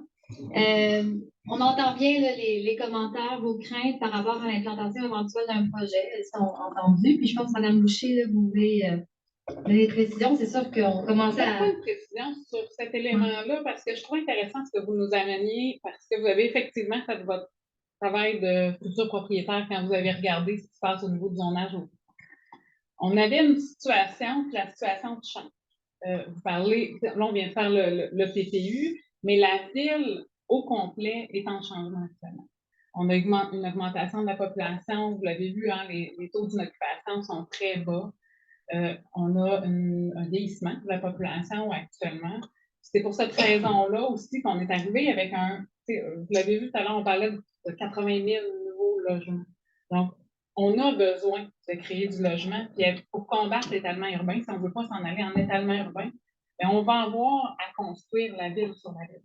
Donc, il va y avoir des changements au niveau du zonage. Puis vous le voyez, on vient de revoir un PPU dans un secteur qui a eu du changement dans le zonage, dans le PPU, avec cette modification-là. Donc, les gens qui avaient acheté, par exemple, il y a 10 ans, peuvent voir des changements au niveau du zonage par rapport à ce qui était il y a 10 ans. Donc, il y a assurément du changement qui va venir actuellement.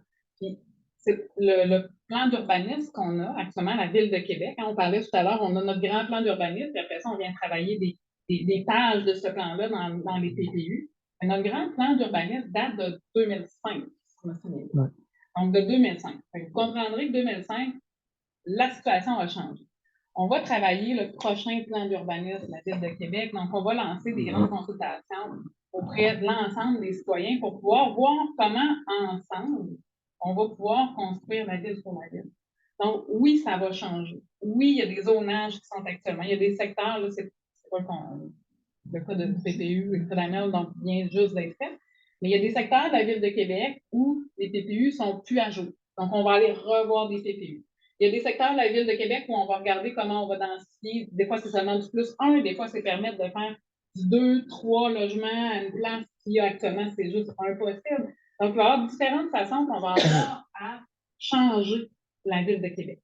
Donc, ce que vous voyez dans le zonage actuellement, quand vous regardez dans Sainte-Foy, quand vous regardez dans Charlebourg, quand vous regardez dans Le Bourgneuf, bien, ça se peut que dans 5 ans, ça ne soit plus la même chose.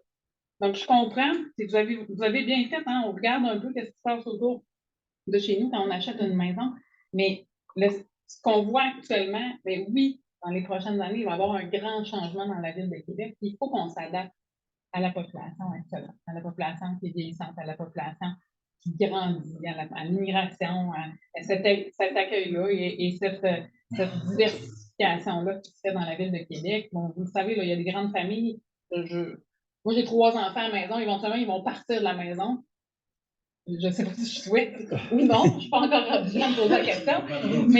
Mais ces 3-là, ils vont avoir besoin d'un lieu où habiter. C'est la même chose pour l'ensemble des familles. On souhaite que nos familles restent dans le coin et on souhaite que nos enfants, nos petits-enfants restent, mais il faut leur faire une place à ces enfants-là. Donc, c'est pour ça qu'il faut qu'on trouve une façon de densifier. Puis on va avoir besoin de vous dans ces consultations-là au niveau du plan d'urbanisme aussi. Je sais que là, je suis sortie un peu de ce projet-là plus spécifique, mais je voulais, oui, il n'y a pas de problème. Je voulais quand même profiter de la tribune pour vous dire qu'est-ce qui s'en vient là, au niveau de la densité. Bien, merci beaucoup. Puis aussi, peut-être pour rassurer les citoyens, le temps est court ce soir, mais vous avez des opportunités de poser vos questions, de faire vos commentaires. Il y a les séances du conseil municipal, il y a les séances du conseil d'arrondissement et bien sûr, notre conseil de quartier de Vanier, qui a à chaque séance, une fois par mois, une période de questions et de commentaires. Et si vous envoyez vos questions en plus à l'avance, on a le temps de s'y préparer et de pouvoir bien y répondre. Et ça peut toucher n'importe quel sujet qui concerne vous. J'ai une intervention en ligne, je pense, Priscilla. J'ai un commentaire. Ben, en fait, il y avait une dame qui avait signifié qu'elle souhaitait prendre la parole, mais là, la petite main vient de disparaître. C'était, oh, je crois même qu'elle n'est plus dans la rencontre. Je cherche. Et je pense les questions et réponses, là, dans le QR, je vois une... Oui, il y a une question, mais j'avais quelqu'un d'autre, mais elle a dû quitter, j'imagine. Donc, en fait, oui, il y avait un commentaire question. Alors, il y a quelqu'un qui vous remerciait pour la présentation de ce soir, qui disait ça fait longtemps, ça fait comprendre encore plus là, le besoin criant de logement pour les personnes défavorisées, surtout pour les jeunes familles. Et on demandait si on avait un exemple de projet de logement social qui avait eu une portée positive dans la communauté de la Ville de Québec.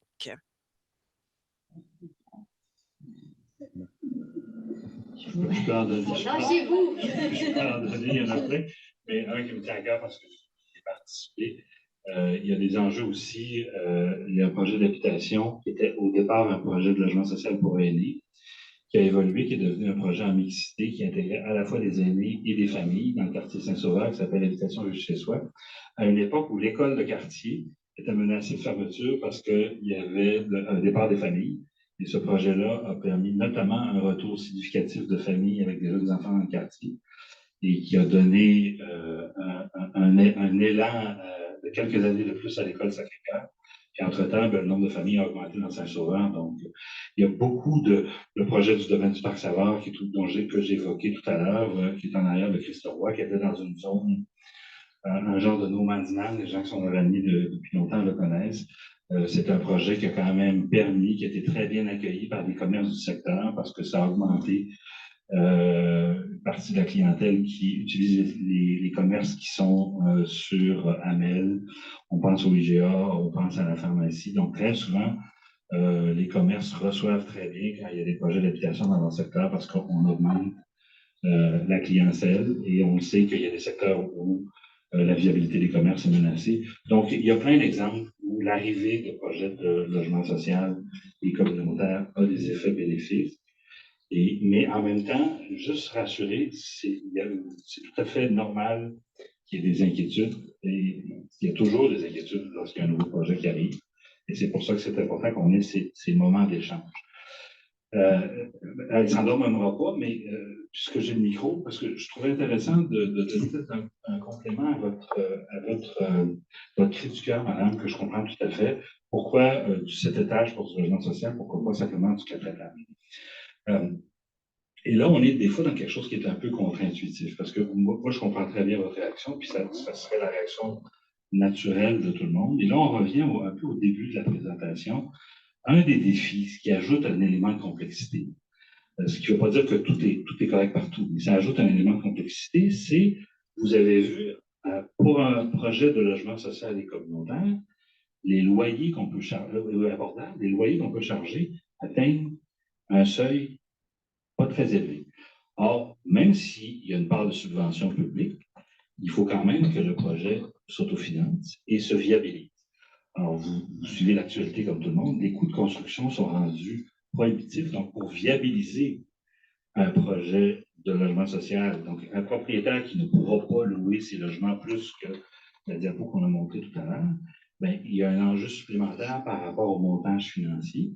Donc, le coût d'acquisition du terrain est pris en considération dans le montage. Donc, c'est sûr que des étages supplémentaires, je ne dis pas que c'est la seule raison qui est valable. On s'entend, vous avez tout à fait raison. Puis c'est correct de continuer de faire des représentations. Je vous dis juste qu'il y a un élément de complexité associé au fait que si on veut viabiliser, alors qu'un propriétaire privé, lui, il n'a pas les mains liées de la même façon. Il peut décider d'augmenter ses loyers au-dessus des coûts médians du secteur et par conséquent de viabiliser plus facilement l'acquisition de son terrain. Donc, c'est juste c'est pour ça que le 4 étages, dans certains secteurs, ça devient beaucoup plus difficile.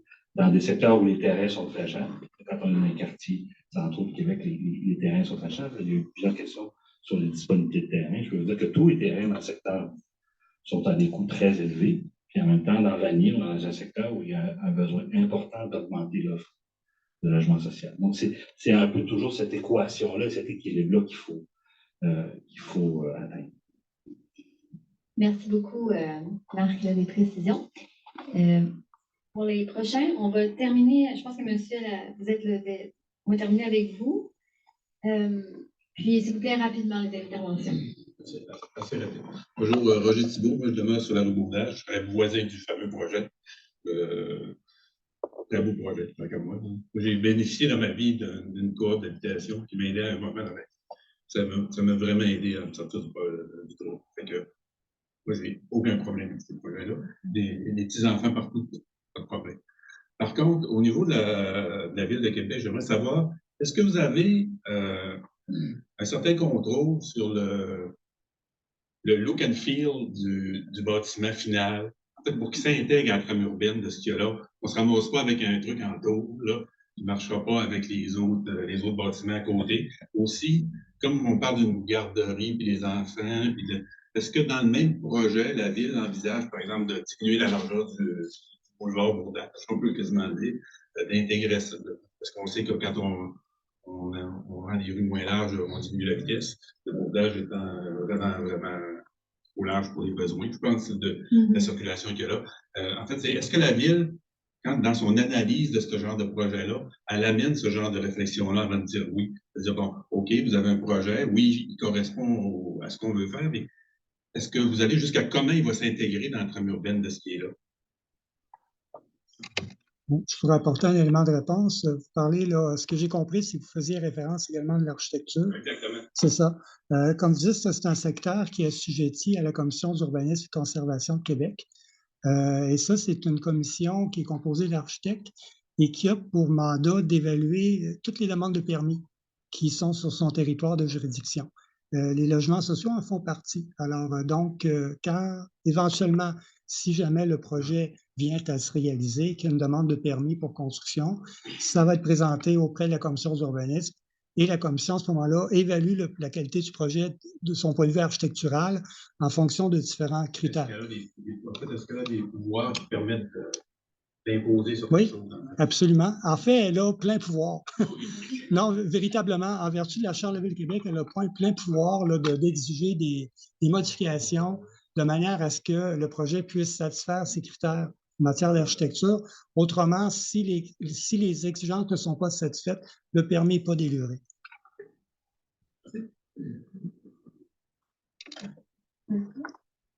Bonsoir, Pierre Savard, je demeure dans ce Bourdage aussi.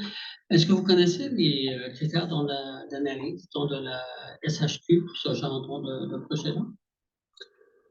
Oui, mais en fait, on pose beaucoup de questions pour avoir plus de détails, mais en fait, ça se résume à deux choses. C'est quoi le coût par logement, puis est-ce que le projet peut se réaliser rapidement?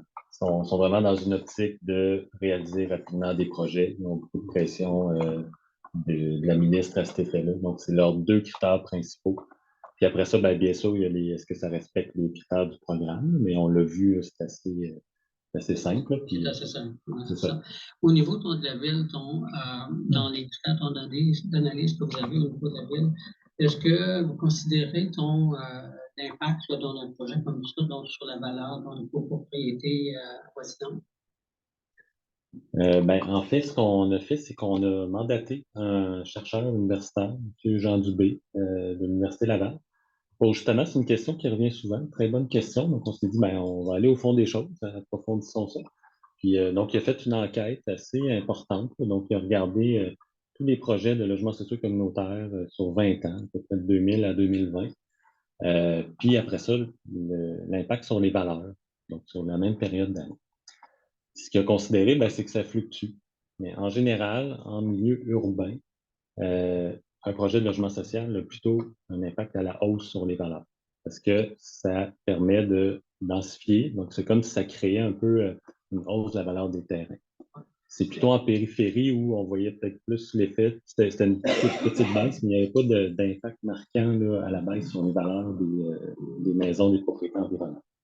Beaucoup portable, mon point de vue, ça serait l'effet inverse. Mais considérant donc, ce que M. Descamins indiquait tantôt, avec toutes les contraintes financières donc, qui sont rattachées dans ce genre à ces projets-là, considérant l'augmentation des coûts de construction et les maximums qui sont mis au niveau des loyers, on s'entend donc qu'ils ne pourront pas construire dans du haut de gamme. Là, donc, puis sur la rue Bordage, entre le C8 et le C10, là, donc, qui seraient voisins là, donc, de ce projet-là, en désaccord avec le logement social ou abordable, mais on s'entend qu'avec les contraintes financières, on va faire un projet donc, qui va pouvoir s'autofinancer, puis entre des immeubles donc, qui sont plutôt plus haut de gamme présentement. Pardon? Oui, c'est ça, sur un des terrains dans les plus chers, effectivement. Oui, mais je pense que la qualité des projets de logements sociaux communautaires n'est plus celle qu'elle était peut-être dans les premiers HLM des années 70. Là. Je pense que je pourrais mettre au défi des gens d'identifier quel est le projet de logement social dans certains secteurs. Puis parfois, c'est des plus beaux projets. Donc, il y a quand même, je comprends qu'il y a un enjeu de coût, évidemment. Mais je pense que la qualité, puis en plus, comme Christian disait, il y a la commission d'urbanisme qui veille le grain. Donc, on assure une harmonisation avec les bâtiments voisins. Puis c'est quand même on assure aussi une longévité du projet. Donc, c'est pas c'est des matériaux de qualité, là, quand même. Ça, on veille à ça. Il y a des organismes aussi, puis des groupes de ressources techniques qui les accompagnent. On comprend, monsieur. On va en concluante, OK? C'est correct? Allons-y. On ne pourra pas prendre madame de deuxième tour. Il est déjà passé 9 heures, mais on peut continuer les échanges à un autre moment. Au conseil des quartiers, par exemple. Donc, madame Labo est la présidente. Oui. Mais ça, tantôt, en début de réunion, tu avais dit qu'on avait jusqu'à 21h45. Non, j'avais dit 20h45. On dépasse largement. Ma question est bien simple. C'est quelque chose qu'on n'a pas parlé. Je sais que dans les subventions antérieures, on entendait parler que la Ville se voyait octroyer 500 unités de logement pour des logements sociaux. Est-ce que c'est encore le cas avec toute la manne qui vient du fédéral? Oui, petite nuance, le 500 unités, c'est une cible que la Ville se donne. Donc, notre souhait, ça serait de réaliser 500 unités de logements sociaux communautaires abordables par année. 500 par année. Mais le financement gouvernemental, il ne suit pas notre cible pour l'instant. Donc, on fait beaucoup de représentations à cet effet-là. Donc là, on est autour de 100, 200 par année de nouvelles unités qu'on a là, du gouvernement. Donc, malgré le gros montant là, qui est fédéral à transférer au Québec. Ça, c'est une autre. Oui, vas-y. OK. Donc, à ce jour, on n'a pas vu les sous de ces investissements-là. Donc, je sais qu'on a entendu parler quand même beaucoup dans les derniers temps, là. Donc, les investissements du fédéral sont descendus au provincial pour pouvoir venir soutenir en fait, c'est le fonds d'accélération du logement, c'était ce projet-là du fédéral qui devait descendre par Québec pour venir jusqu'aux villes. Actuellement, la Ville de Québec n'a pas vu une scène de cet argent-là. Le seul élément qu'on pourrait peut-être attribuer, c'est les 2 projets du programme d'habitation abordable, mais qui devaient venir de toute façon, nonobstant là, ce financement-là. Donc, actuellement, on ne voit pas les impacts. Ma crainte, c'est que ça prenne 3 ans pour leur envoyer la couleur. Bonne chance. Merci, c'est parfait. Monsieur, pour conclure la période de questions et des commentaires. Oui, mon nom est David Breton. En fait, je parle à mon nom personnel. D'abord, j'aurais peut-être un commentaire rapide. J'avais juste une crainte. Vous n'êtes pas nécessairement obligé de répondre, mais c'était par rapport à 74.4. Ma crainte, c'est que ça pourrait être utilisé comme pour bloquer un projet d'un promoteur, puis après ça, pour favoriser un logement social. Fait que ça c'était juste quelque chose que j'avais une crainte. Bon, je vois qu'il y a Alexandre, c'est non. La deuxième question, ma question peut-être en lien avec ça, c'était vraiment juste une curiosité. En fait, j'étais juste curieux, sinon je vais trouver l'information ailleurs. Mais au niveau de la taxation, comment que ça marche au niveau de l'accès fiscal dans ces programmes-là? Puis sinon, j'avais une question qui était un petit peu plus importante par la suite pour moi. C'était en fait, là, c'était vraiment, en fait, peut-être une constatation. Tu sais, j'ai vu que le nombre de chambres était, en fait, très faible. C'était un faible pourcentage qui était à 3 chambres et des petits logements. Puis de ce que je voyais dans le milieu, je peux aller un petit peu plus en profondeur d'où que je vois ça, mais c'est qu'il y a vraiment un besoin criant pour des petits logements, des personnes plus âgées, entre autres, qui sont plus vulnérables. Il y a quand même un fort besoin à ce niveau-là, que ce soit à la régie, avec les promoteurs, qu'est-ce qu'on voit? On est même surpris de l'engouement de ces petits logements-là. Donc, il y a une crainte là, que j'ai par rapport, vraiment personnelle par rapport à ça. OK. Ben là, il y avait la question fiscale. J'espère qu'on a un fiscaliste parmi nous. Non, j'espère que je vais dire une bonne réponse. Les projets de logements sociaux abordables et communautaires sont assujettis aux mêmes taxes foncières que tous les projets, c'est-à-dire qu'ils ont pas d'exemption ou d'exonération. Ils payent le même fardeau de taxes foncières, puis la valeur de leur immeuble est évaluée à la valeur marchande, donc le même prix qu'un immeuble privé. Puis là, il y avait une question, une préoccupation, l'exigence pour des logements familiales, pour des familles. Parce qu'on a le nom des familles. Oui, je peux préciser aussi, ça tombe comme des facteurs qui font qu'un projet a de la misère à aller. On voyait 175 000 de l'apport. C'est sûr qu'avec des grands logements à 175 000 de l'apport, c'est le nombre de logements, le nombre d'étages qui permet à un projet d'arriver. 175 000, c'est quand même un bon montant, mais il faut quand même être capable d'avoir des petits logements, d'être capable de monter les étages.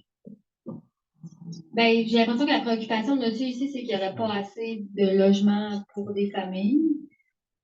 Non, c'est des plus petits logements, d'avoir des plus petits. Ah, j'ai mal compris, excusez. On va fatiguer moi aussi, hein, Marc? Je vais donner une réponse plus globale à ma déformation. Tout d'abord, vous avez tout à fait raison. C'est clair que là où les besoins en matière de logement à faible coût sont les plus criants, c'est pour les personnes vivant seules. C'est pour ça que la ville, et là, encore une fois, on est dans le rôle de la ville versus des projets qui émanent de la communauté. Dans le début de la présentation de Jérôme, l'histoire du projet du logement social et communautaire au Québec, c'est d'abord des projets qui sont portés par des organismes qui mettent de l'avant un projet. C'est eux autres qui vont le porter, c'est leur projet. C'est les gens qui sont mobilisés, les citoyens, les bénévoles, le monde. Ils vont aller chercher l'appui de la ville pour autoriser leur projet, puis toutes les questions qui ont été posées ensuite sur un certain nombre de paramètres où la ville a un pouvoir d'intervention à l'effet de dire on veut qu'il soit construit de telle façon, les questions qui ont été posées tout à l'heure sur l'enveloppe architecturale, les questions qui ont été posées sur éventuellement des ajustements associés au bruit, là, la ville peut intervenir.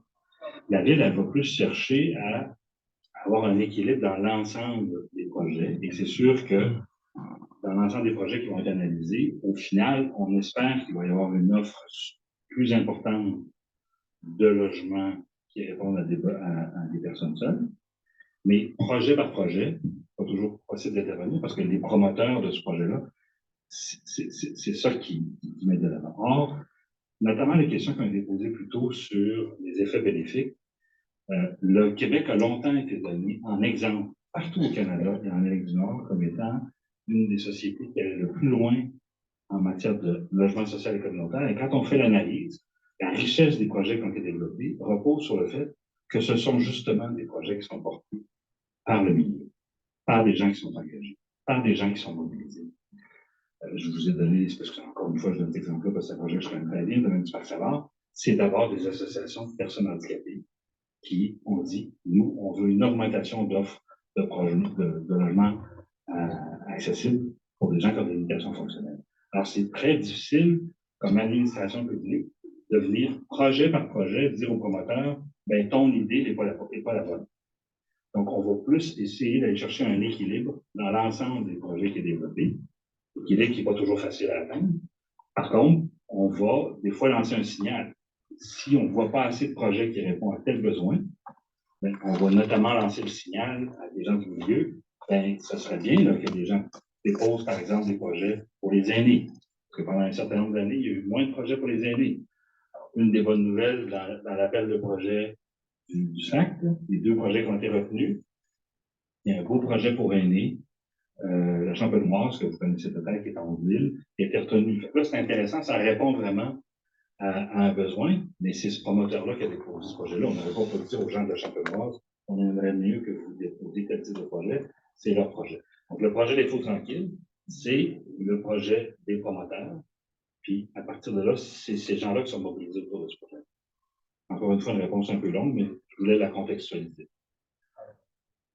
Juste que je sais pourquoi que c'est 25%, comme un édition, mais ça va être dans la grille globale. Surtout que j'en vois souvent, on parle d'un projet, très peu de projets. C'est quelque chose qui va comme très problématique. Merci de l'avertissement. On s'en avertit. Donc, merci beaucoup. Écoutez, ça va mettre fin à la séance. Je vais laisser les élus de mon observation. Juste un petit rappel. Je vais vous envoyer un formulaire d'évaluation par courriel. Donc, prenez le temps de vous remercier d'avance si vous le remplissez. Peut-être qu'il y avait encore des questions en suspens ce soir. N'hésitez pas à nous envoyer vos questions par écrit. Puis je pourrais, à moi d'ailleurs, je pourrais les transmettre à l'équipe ou à la personne adéquate. Et puis, voilà. Puis, on remercie quand même de nouveau, petit rappel, que le Conseil des quartiers nous a reçus ce soir dans le cadre d'une assemblée spéciale. Donc, Mme Boucher et Mme Despins. J'ai assez parlé. Je vais laisser Mme Despins prendre le bâton de parole pour fermer la soirée. Oui. Les enjeux, du coup. On ne peut pas tous les mettre en même temps. Moi aussi, m'entendez-vous? Oui? Moi aussi, je veux vous remercier pour votre temps. On a un petit groupe, je le rappelle à chaque fois, parce que ce n'est pas la première fois qu'on le voit pour la plupart d'entre nous. Donc, il y a des gens qui veulent suivre ça de près, qui se présentent soit au conseil des quartiers, au conseil d'arrondissement. Ce soir, on est ici. Vous avez également déposé une pétition, alors soyez assurés qu'on va rester en contact. Alors, mon invitation, c'est à m'écrire. Quand il y a des nouvelles, là, je les partage dans un groupe de courriel. Alors, envoyez-moi un petit message ou parlez à un de vos membres de conseil d'administration de vos propriétés. Donc, si jamais il y a une information nouvelle par rapport au fait que c'est le genre d'information que je vais vous transmettre à ce moment-là, je sais que le conseil des quartiers est très au fait également. Donc, je pense que c'est important là, que ce soit le plus transparent possible dans la suite du processus. On ne sait pas ce qui va arriver. L'intention de la ville, l'orientation de la ville est très claire là, dans ce besoin de logements sociaux-là. Tantôt, sur la question de l'acceptabilité sociale, Martière a commencé en disant on est là pour les citoyens, mais on est aussi là pour les citoyens qui ne peuvent pas s'exprimer. Ben moi, mon rôle, c'est d'avoir toujours ça en tête qu'il y a des citoyens qui ne sont pas ici ce soir, qui vont bénéficier de logements sociaux, mais je suis quand même la conseillère municipale de Vanier-Berger. Alors, on va le travailler comme ça, toutes les deux, pour s'assurer que le plus possible d'héritage soit enlevé d'un possible projet, que ce soit celui-là, que ce soit un autre projet. Alors ça va être mon travail pour la suite des choses. Mais c'est important qu'on puisse continuer d'avoir ce dialogue-là et que s'il y a des éléments de votre côté que vous avez à partager, que vous puissiez me les partager. Alors, voilà pour moi. Au plaisir de se revoir éventuellement. Vous avez parlé d'une pétition. Oui, sur la pétition, en fait, c'est une pétition d'environ 364, je pense que je me trompe, 351, 41 citoyens, en fait, du secteur Bourdage, là, et les rues de Rouen, Montagnac aussi, qui a été déposée avant les fêtes au conseil d'arrondissement et au conseil de quartier, je crois. Donc, la pétition va être disponible. Elle est déjà disponible, si je ne me trompe pas, dans le procès verbal du conseil d'arrondissement. Elle est disponible en ligne. Et j'en profite, je voulais quand même terminer parce que c'est un nouvel exercice, donc je tiens quand même à ce que vous puissiez répondre au sondage, mais remercier les gens professionnels de la ville là, qui, ça sort un peu de leur tâche habituelle là, de venir vous voir ce soir. Là. Alors, je voulais vraiment les remercier pour leur travail et pour leur présence ce soir, d'avoir pu répondre à la question. Merci. Je vais laisser, en fait, on rappelle notre assemblée spéciale de conseil de quartier, donc Mme Laroux va fermer la séance. Ben oui, ben, c'est ça. On vous remercie beaucoup d'être venus nous faire valoir vos points de vue, vos questionnements. Pour nous, au conseil de quartier, c'est très enrichissant. Et je vous rappelle aussi qu'on a plusieurs comités en marche, dont un qui s'appelle le comité logement. Donc là, on a du boulot. Mais j'ai aucune idée de quelle orientation ça va prendre. Il faudra venir à nos prochaines réunions pour voir la tendance. Mais merci beaucoup à toutes les personnes présentes ici, puis également en ligne, s'il y en a encore des qui sont présents, puis ainsi que tous les gens du panel ici. Ben, merci beaucoup de votre présence ce soir. Merci, Nicole. Merci, ça va être